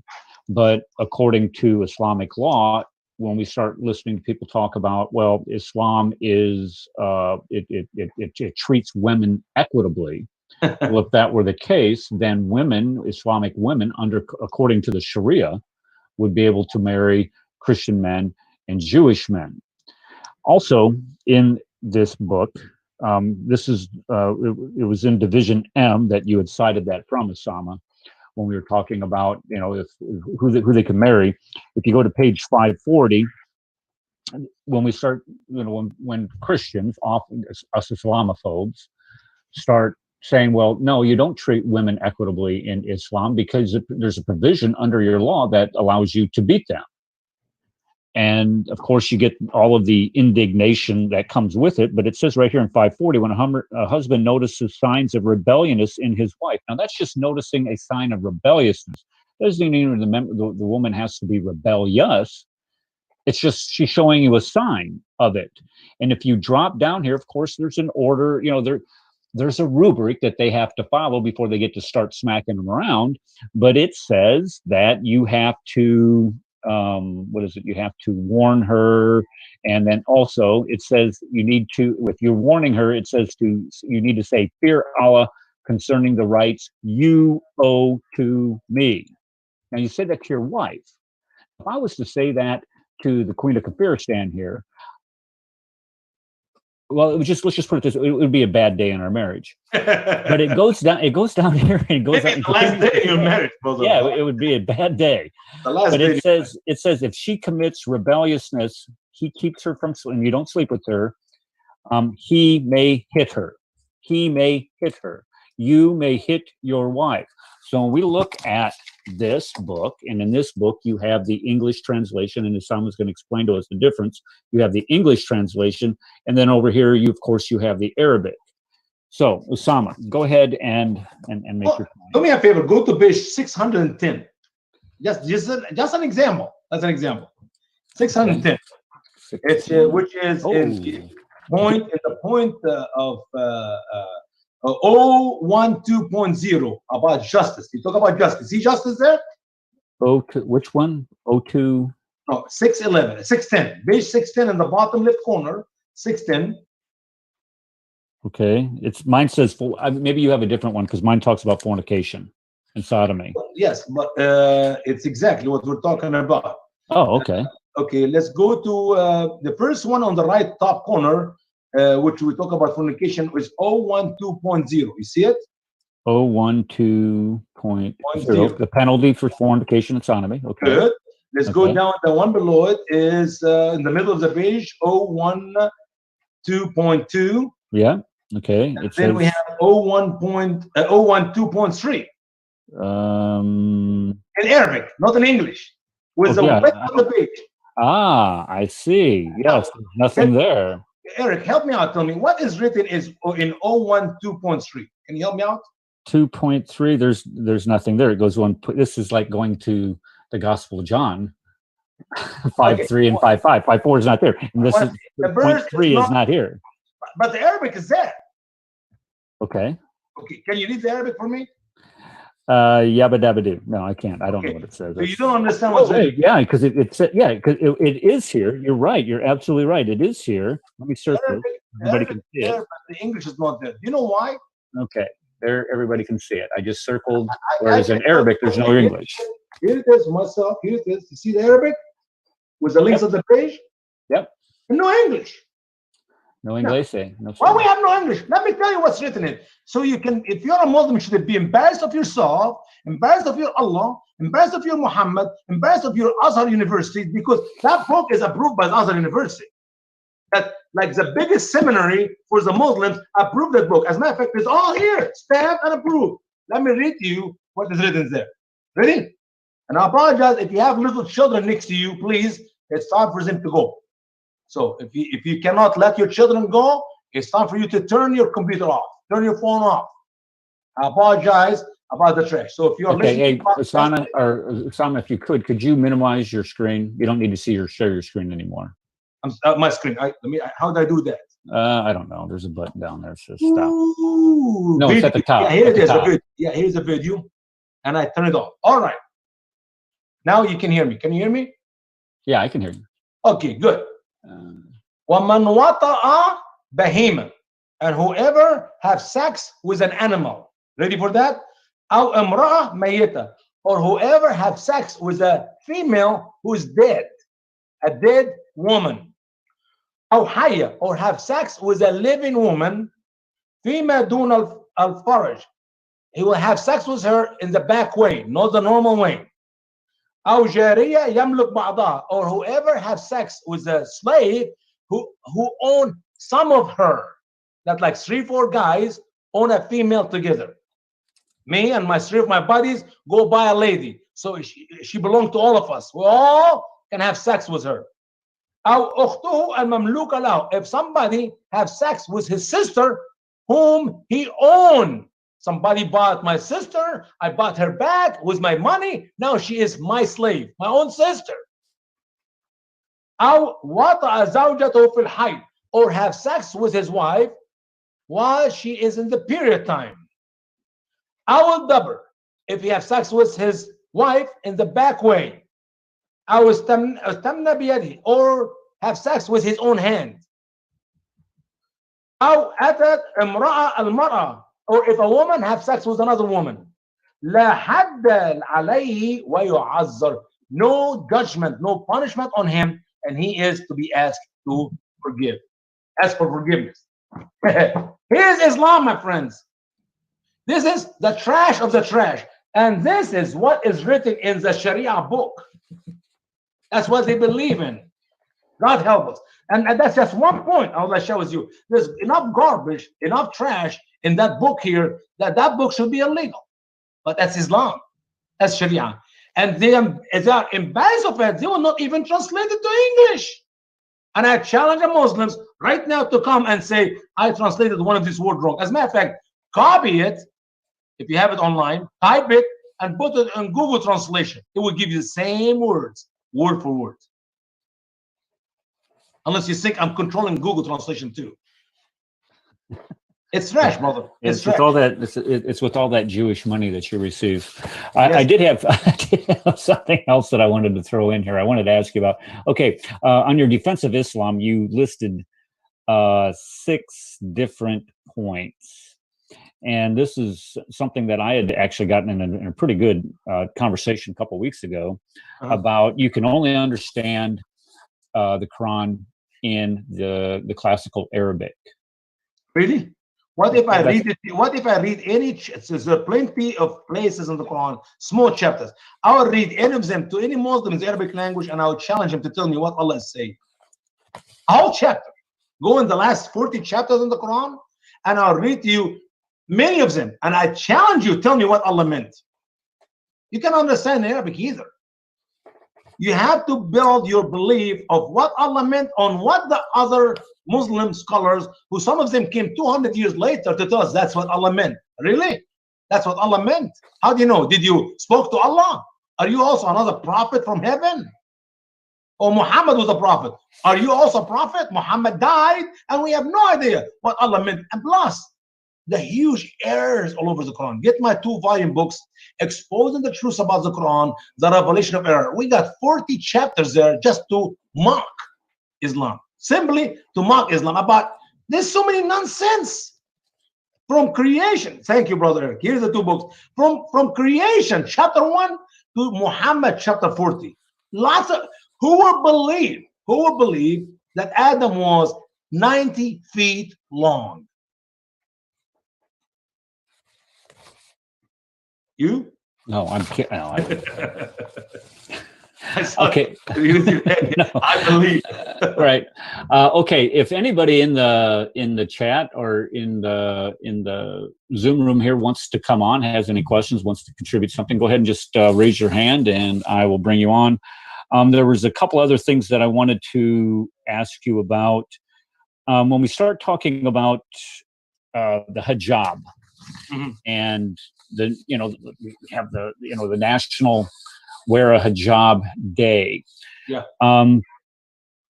And what we're often told is that just means to cover yourself, to provide some sense of modesty. Is there any truth to that? No, Just to dress modestly is what we're told. Brother Eric, it is step number one, because you give Muslim an inch, it go to for a mile.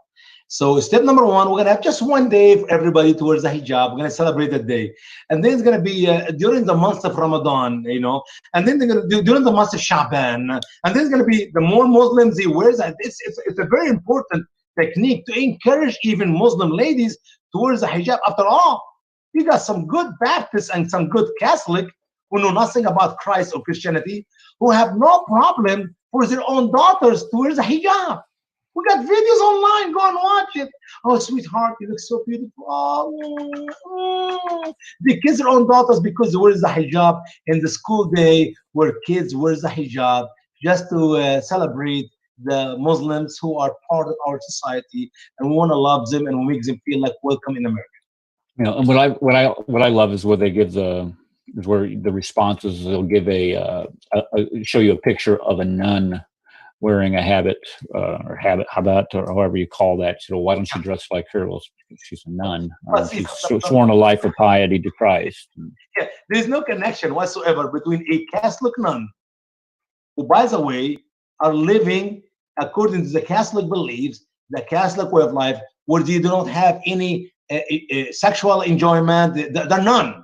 And a Muslim hijab. If you want to compare a nun to a Muslim lady, show me a true hijab of a Muslim lady, not the one you see her eyes and her face and her nose, because the original hijab, until Muhammad died, even in Omar days, 20 some years later, that a woman have a small hole in front of her left eye. Is that what our nun wear? Do they lose their identity? Are they hiding in their homes?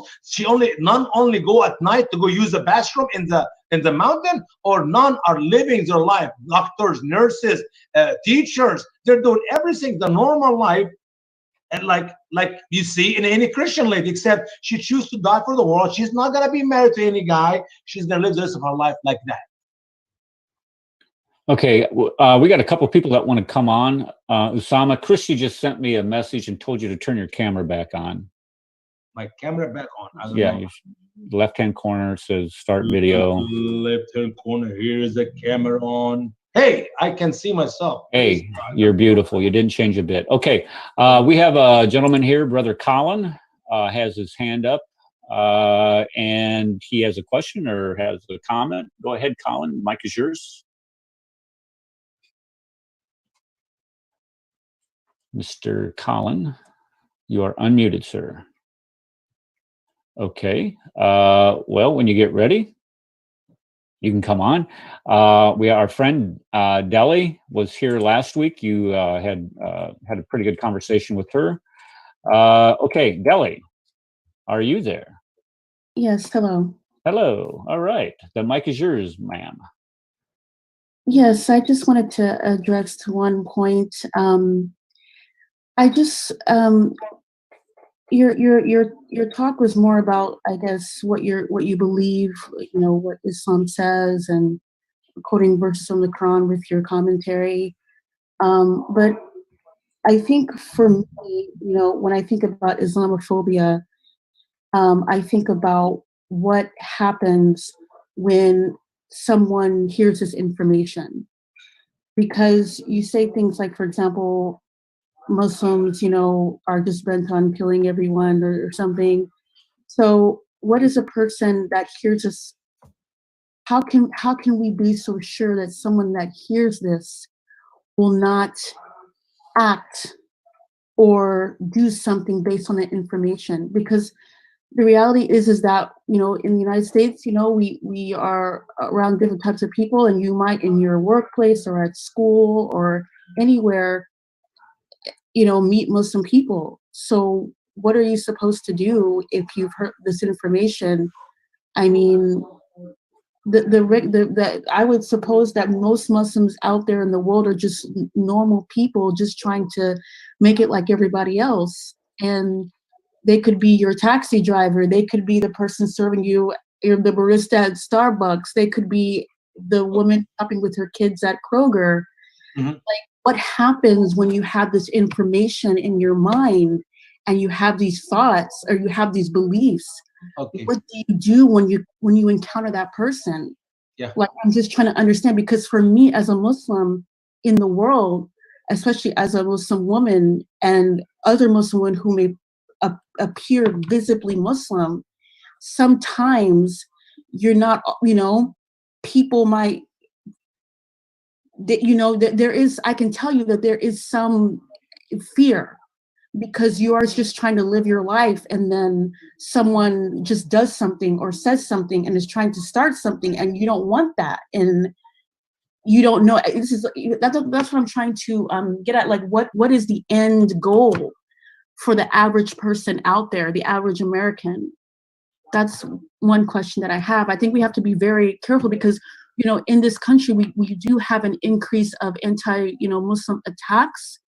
We have, you know, whether it's from words or verbal assaults or even physical assaults. Okay. Gali, can I just address that last point you had? You said that there's been an increase in the number of physical attacks in our country. Is that a number of attacks in general, whether it's through verbal assaults, whether it's through physical attacks.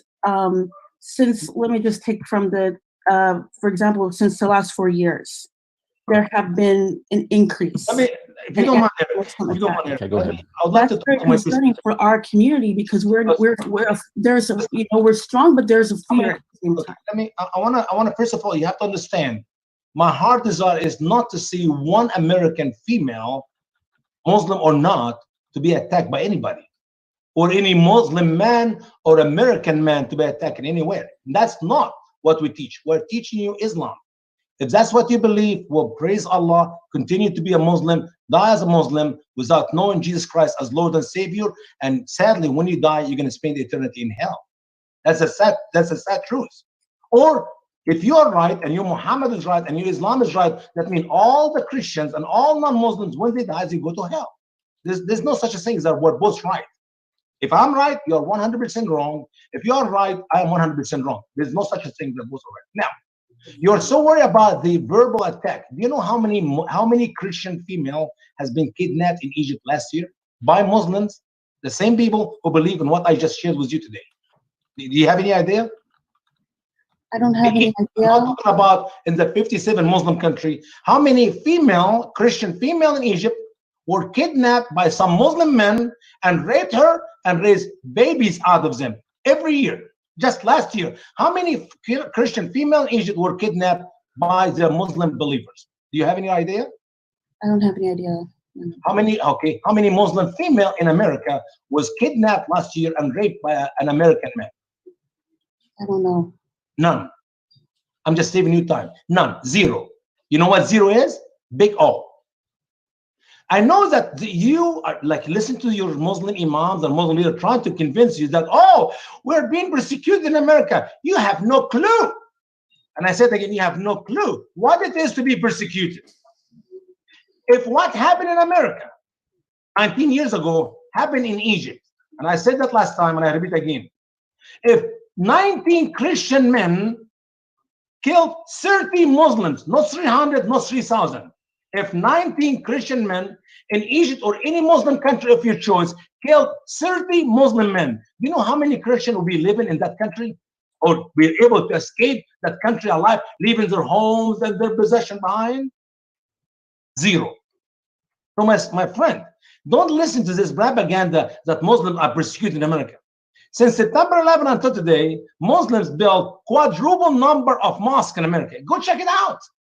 The only people who benefit from September 11 in America are the Muslims.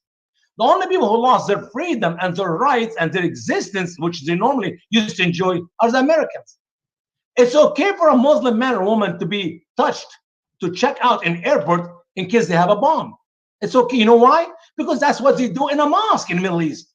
If you're a Sunni right now in Iraq and you go to a Shia mosque, guess what they do? They search you.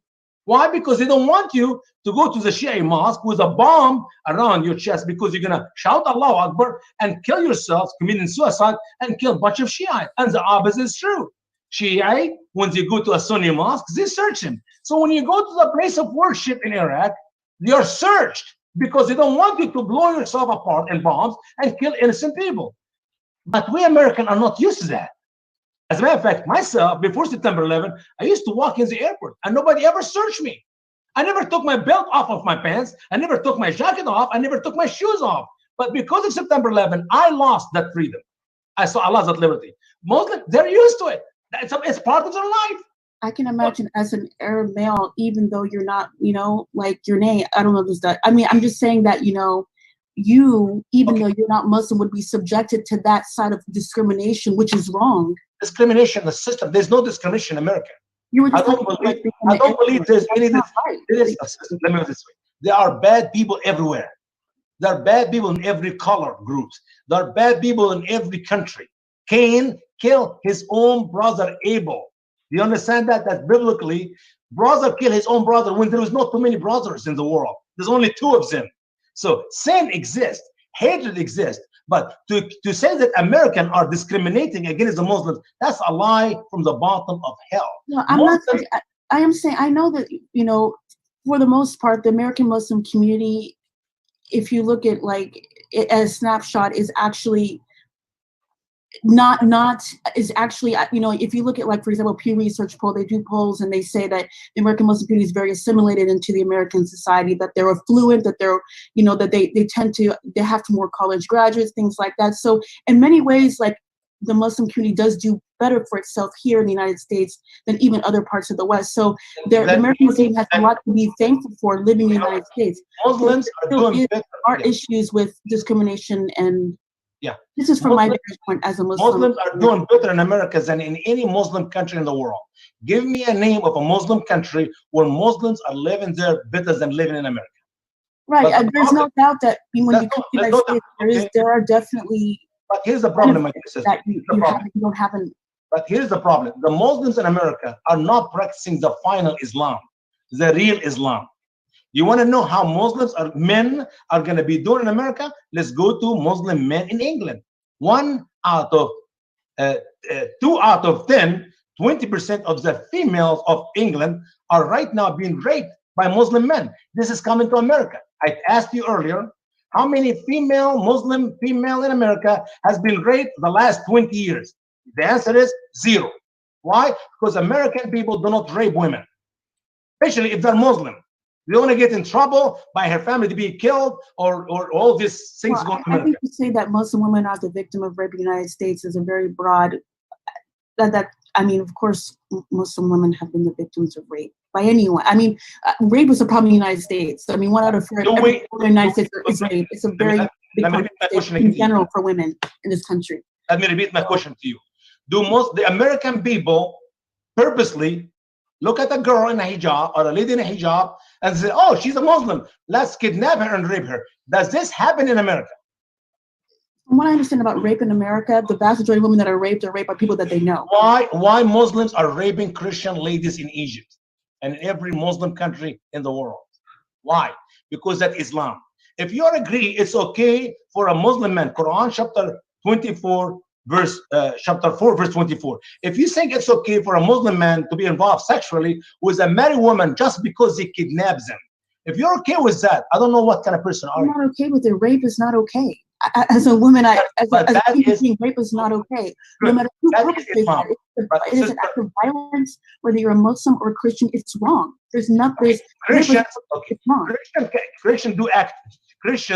do act violence. And Muslims do act violence, but Christians are living in disobedience to the Bible teachings. So they're not Christians. I know the fruit from the tree, from the fruit. If it look like a banana, smell like a banana, taste like a banana, I know that's a banana tree because it produces banana. I know what Islam is. Islam teaches violence. Christianity does not teach violence. Even though you're going to see some man who claim to be a Christian, he actually may be a minister in some church, who claim to be a Christian. Guess what he do? He kill his own neighbor. He kill his own brother. He kill his own wife. Wait a minute. A Christian killing his own wife?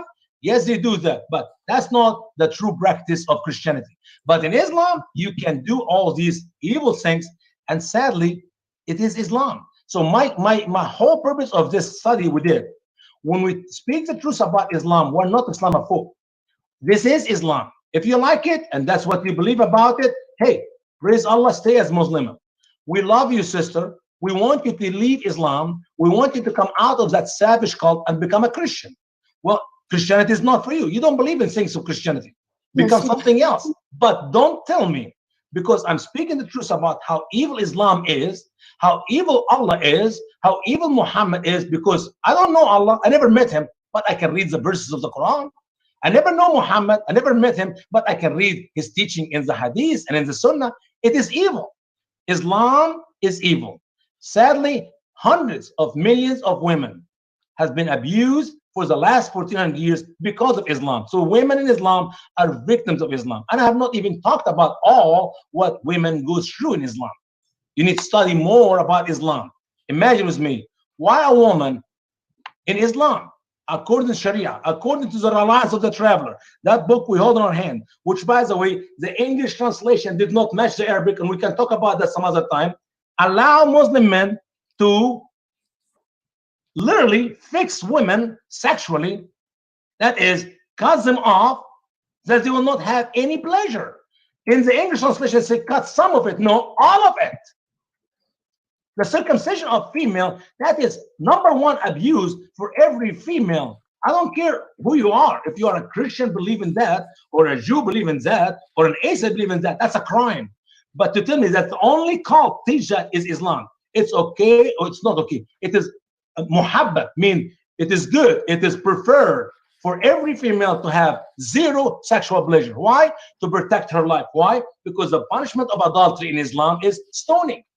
So if you have a daughter, would you like her to grow up and get excited sexually and being involved sexually with a guy, and then being having sexual relationship out of marriage, and then stoned to death, or cut it off and she'll grow up to be a toy for a husband to enjoy and have babies? Yeah, I just want to say in general, I mean, I know that what I say is not going to necessarily change your mind. I get that, and I understand that. I would just ask you and everyone that's listening to learn about Islam from the correct sources and from people who have studied the faith. So that's something that you're amenable to. If not, then I mean that's the only thing I can say. You see, you're trying in one sentence. Describing that the Islam that I know. It's not the Islam that I grew up with. It's not the people that I know. Okay. And I understand that in other countries. Sentence, sister, in one sentence, you're denying every truth I have shared in the last 3 hours. 2 hours last week and an hour today. What is the right source? Is the Quran a right source to you? It is the right source, but it has to also be. Is the Sunnah of Muhammad the right source for you? Yes, it is, but it has to be. So why do you say you should not listen to me, but listen to the Muslims who are gonna lie to you and quoting something from their head? I'm quoting for you. Okay, would you do me a favor, Dalia? Do me a favor. Between here and whenever the Lord bless you, my telephone number is 941-223-3698. You can text message me, you can call me. My email is Usama, USAMA at thestraightway, TheStraightWay.org.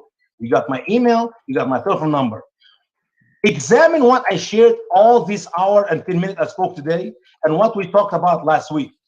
Find for yourself any of what I thought is not Islamic. Just one lie. I'm not asking you to find 2 lies, 3 lies, 10. I mean, I talked for 3 hours, for heaven's sake. There must be at least 50 lies, but find me 1 lie and give me a call or email me. What I said, my dear sister, is 100% truth. It's coming from Islamic sources. You cannot come in the end of our study of Islamophobia, fact or fiction, and say, well, you need to learn from the Islamic sources because Mr. Dakdok is Islamophobe. I did not interpret any of these verses. I read it directly from the Quran. I read the interpretation of Muslim scholars to it. And if you find that maybe what I said is not true, you know what I will do? I will open the Arabic Quran for you and I will read it to you one word at a time. If you don't know Arabic, I will lead you to Google Translate and you can translate it yourself. I'll send it to you one word at a time and translate it yourself. I will read you the interpretation of Muslim scholars. I have nothing to do with what I said. So if you want to hear the truth, you don't hear it from some Muslim imam who say Islam is love, Islam is peace, Usama Dakdok is Islamophobe. No, you go to the Quran. Never mind what Imam Mustafa says and what Usama Dakdok says. Allah's word, the Quran interpretation by Muslim scholars, and the saying of Muhammad in the Hadith. I said Muhammad.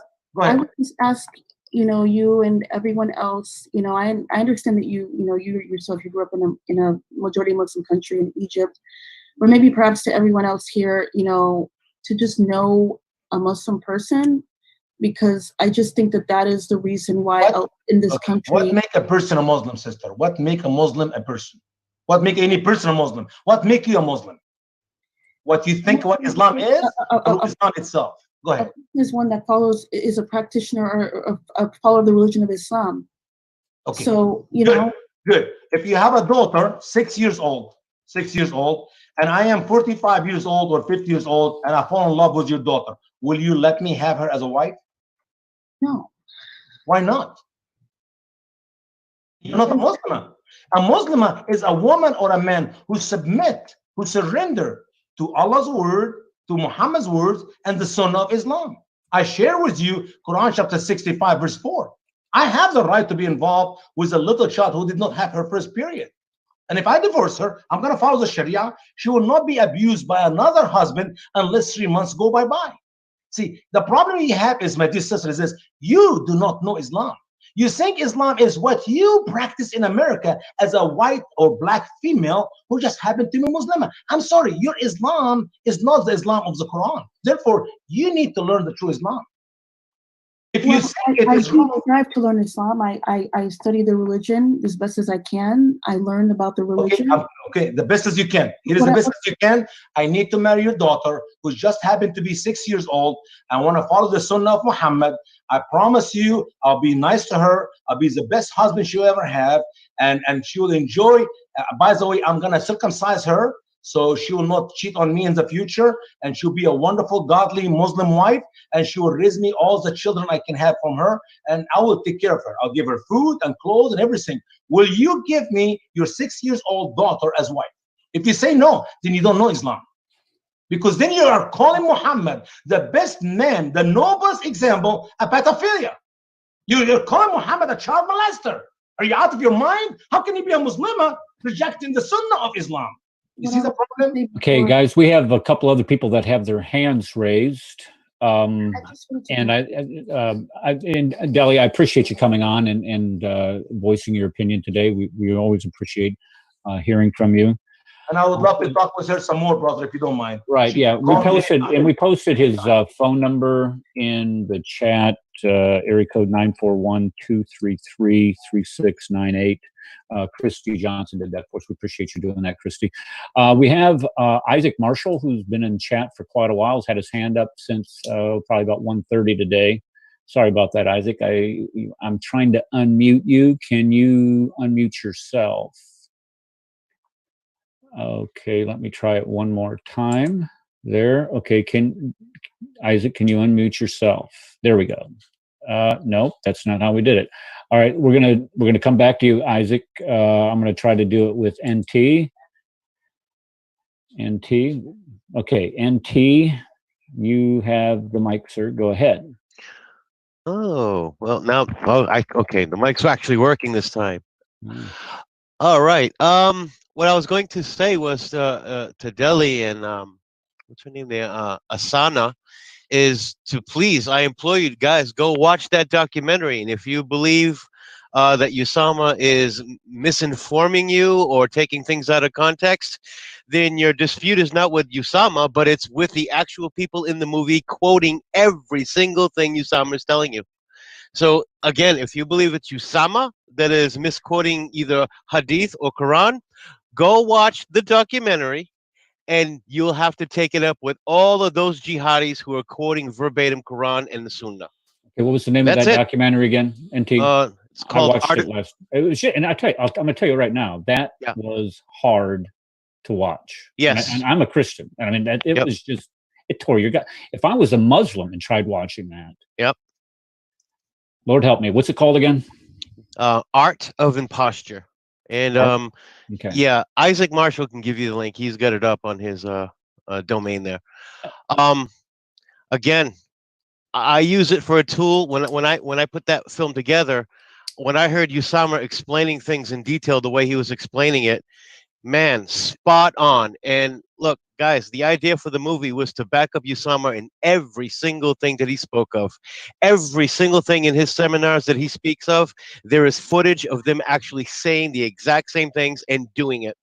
So again, your beef is not with Usama, but your beef is with Quran and the Sunnah. It really is. And the movie absolutely proves that. And that's all I wanted to say.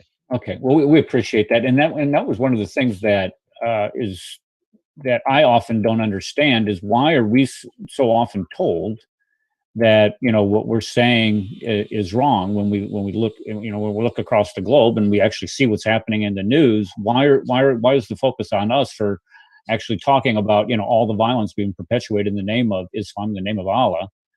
Why aren't you spending your energies or spending your times out talking to your co-religionists and telling them that they obviously have this all wrong?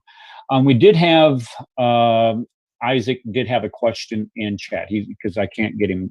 I'm sorry, Isaac. I can't get your mic to unmute. And then we'll bring. I see Asana had his hand up. We'll bring him on. His question is for Usama.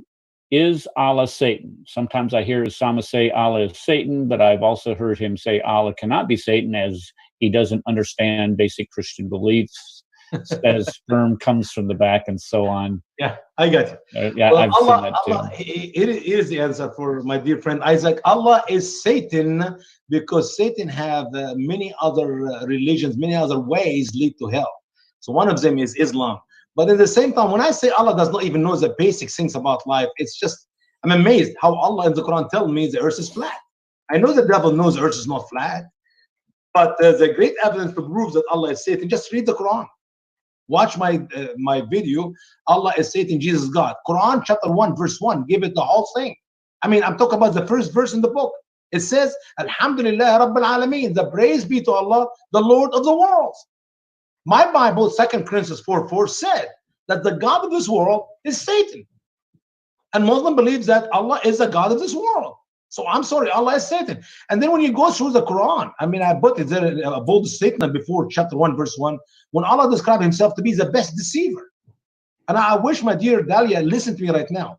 You know what is the interpretation of Quran chapter 4, I believe, 344, 464, I don't remember now. Eric, can you open my Quran? Read it for me, brother. Chapter 1. Chapter 1 is where Allah said they deceive and Allah deceived. What chapter did you say? Chapter 1? What? Chapter 1, verse 1. Chapter 1, verse 1. There's a bold statement there. Chapter 1, verses 1. It says, the praise be to Allah, the Rabbi. Read the bold statement. The bold statement.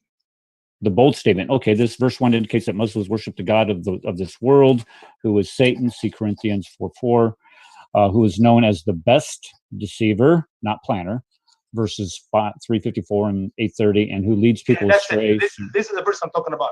And it says, they deceive and Allah is the best deceiver. Do you know what this verse is talking about, my dear sister? It's talking about that Allah deceived all the Christians, all the Jews, by making someone who looked exactly like Isa, son of Mary, Jesus of Muhammad, and that one died on the cross instead of Jesus. So Jesus is not a savior, but a saved man. Allah saved him, but somebody looked like him. Can you imagine? The reason I'm a Christian today, because Allah deceived the early Christians by making them believe that Jesus died on the cross, but it was not Jesus, it was somebody looked like him. What kind of God is this to be worshipped? and then he's going to send me to hell because I believe in his deception? I believe in his propaganda? I'm sorry. That is the best deceiver Allah is made up. It is the devil himself. And that story about the Shubbiha lahum, it was made to look like this to them, is made up by Muhammad or by the devil to Muhammad. You know why, Dalia, you're not a Christian? You're not a Christian because you believe in the Quran. You're not a Christian because you believe in Muhammad. You're not a Christian because Muhammad told you Jesus is not the Son of God. He did not die on the cross and he never rose from the dead. Now, did you examine Muhammad? Did you learn who Muhammad really is or was? Once again, your Muhammad is a child molester, a sex offender, a prophet pretender, a womanizer, an adulterer, a thief, a thug, a terrorist. If Muhammad was a decent man, I will tell you, stay in Islam. Maybe he's telling you the truth about Christianity and the falsehood of Christianity. But you're following a savage man, a very bad dude who's telling you don't believe in Christianity because Jesus is not God and he did not die on the cross and he never rose from the dead. My advice to you, my dear Muslim friends, examine your Muhammad, investigate your Muhammad, and if you find him from Islamic sources to be a decent, godly man, hey, may Allah be praised, and Muhammad is a prophet and Islam is the truth. But trust me, the more you learn about Muhammad, the more you will leave Islam. I believe personally, most of my friends who used to be Muslims in Middle East who became a Christians. Reason number one, why they left Islam? Because they studied the Quran. Reason number two, why they left Islam? Because they learn about Muhammad, the self-proclaimed prophet of Islam. And my encouragement to you, my dear sister, Dalia, and others who listen to us and those who listen to us later, please investigate Muhammad. If you find him to be that moral, godly, wonderful man, hey, stay with Islam. But if you found him an evil, wicked person, leave Islam and become a Christian. Jesus loves you and we love you. We're not telling the truth about Islam because we hate you or because we hate the Muslim people. We love the Muslim people. We hate the savage cult of Islam. You yourself told me you will not give me your daughter to be involved with sexually, to be married to if she's 6 years old. Because you know what? Because you're a moral person. But your Allah is not. Your Muhammad is not. Go ahead, brother. Okay, we have Asana, who was on last week, had his hand raised, and we have 9 minutes left. Asana, okay, did you? All right, sir, the mic is yours. Go ahead. Okay, so hopefully Usama will let me talk while I'm immediately interrupting and ranting for the rest of the time we have, because that's what he does. He rants. So there's a problem with lots of things he said. Let's take them one at a time. Let's take them one at a time. Well, this is all kind of the same. Well, let's just take one at a time. Okay. Well, all in Europe, Muslims only represent 4% of the people, of the population. So his whole idea, this is what Islamophobia is. You say things and rev people up like there's some kind of big takeover being done. And it's only 4% of the population. I did this check before I got on this phone. The crime rate of Muslims are much, much lower in all of Islam than it is in mostly all other countries. It's a fact. If you look up homicides, it is like 60% less homicides in Islamic countries, or even where Islamic people live, including America, than regular Christian, any place where Christians live. If you go to Brazil, which is a big Christian country, you go to Europe, United States, the crime is rampant. We have more people incarcerated. We have more crime here. We have more rapes. We have more everything by far than any other. Mexico, huge Christian population. Brazil, huge Christian population. United States, #1 population. We have every crime imaginable, systemic racism. Wait a minute. Now, come on. Let me talk. I don't want you to talk. I will give you the mic again. I'll give you the mic again. Usama, let him finish his point, and then what we're going to address these statistics that one point at a time. If you're going to go to the second point, there's no reason to go second point. Well, that's where he wants to finish on the point. Hurry it up, Asana. Let's go. Asana. Me answering? Here it is. No. All the American. Usama or Usama? Oh, God. Asana. You just told me to go, Eric. You just told me to go. I know. Asana, go. Okay. Go. Usama will wait. But he has an answer for this. Go ahead. Okay. So that is a fact. It's also a fact that in the next 10 years, it's going to go from 4% to 8% in Europe. Right now, there's only about 1 to 2% Muslims in America. So when you talk about they're running around raping everyone and doing all these crimes, that's, well, just not true. And you really shouldn't say that. And when you try to take the sensibilities of a young woman trying to talk to you rationally like Delhi was, and you try to trick and cajole her, it's a foolish concept. If everybody was as evil as you say they were, if all the Muslims were evil, 1.2 billion people or 1.7 billion or whatever it is right now, there will be like really some serious killing going on. But that's not true. We know. Can I answer you 2 points, or are you going to go to the third point?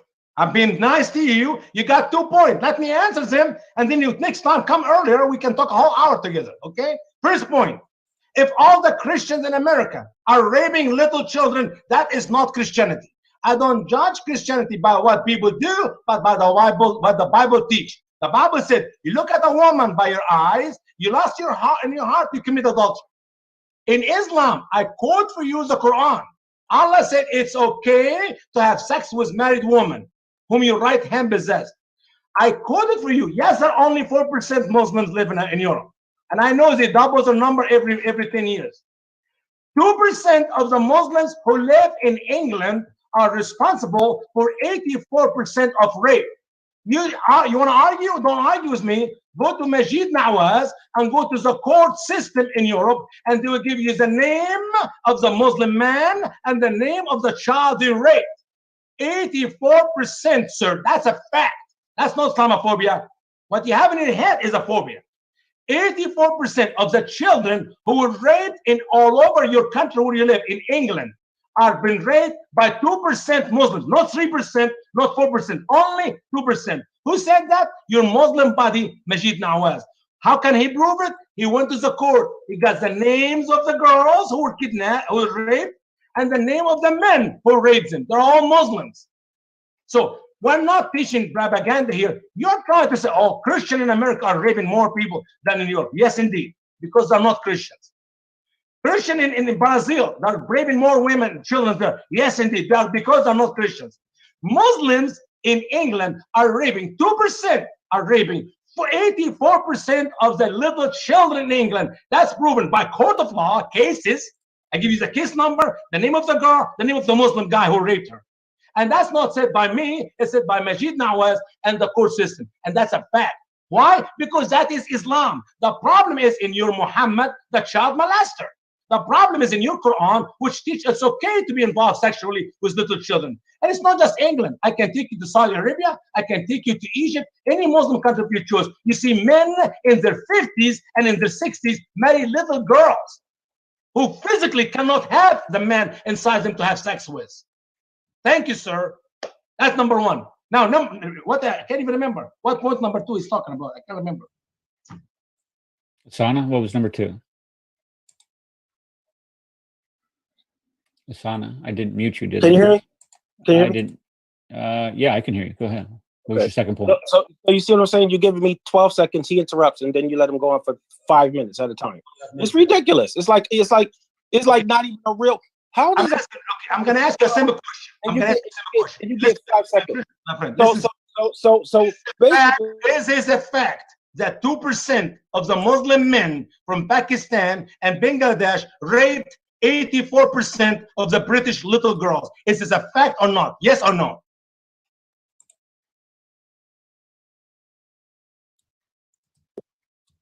Yeah, I can't get muted. I'm not lying, and I'm telling the truth. I'm not you are muting, lying. Asana, I'm you not are lying. muting you. You are lying out the side of your face, and you lied pretty much the whole time. You call all Muslim women whores. You call all Muslim men rapists. That is a Islamophobia to the ultimate degree. You are a horrible, horrible person. Period. So why don't you go to the court system in your country, England, where you live, the country which allow you to live there and enjoy freedom you cannot have in my home country, Egypt or in Saudi Arabia, and it checks the court system. They say, why in the world you people are giving false information about my Muslim people in England? Why do you say we are 2% of our Muslim brothers are responsible for 84% of the rape? Can you investigate that in your court system, sir? Can you go fight Majid Nawaz? Even the SPLC, the Southern Poverty Law Center, apologized to the man, and he won the case against them in a court of law with 3.5 million. Did you investigate that?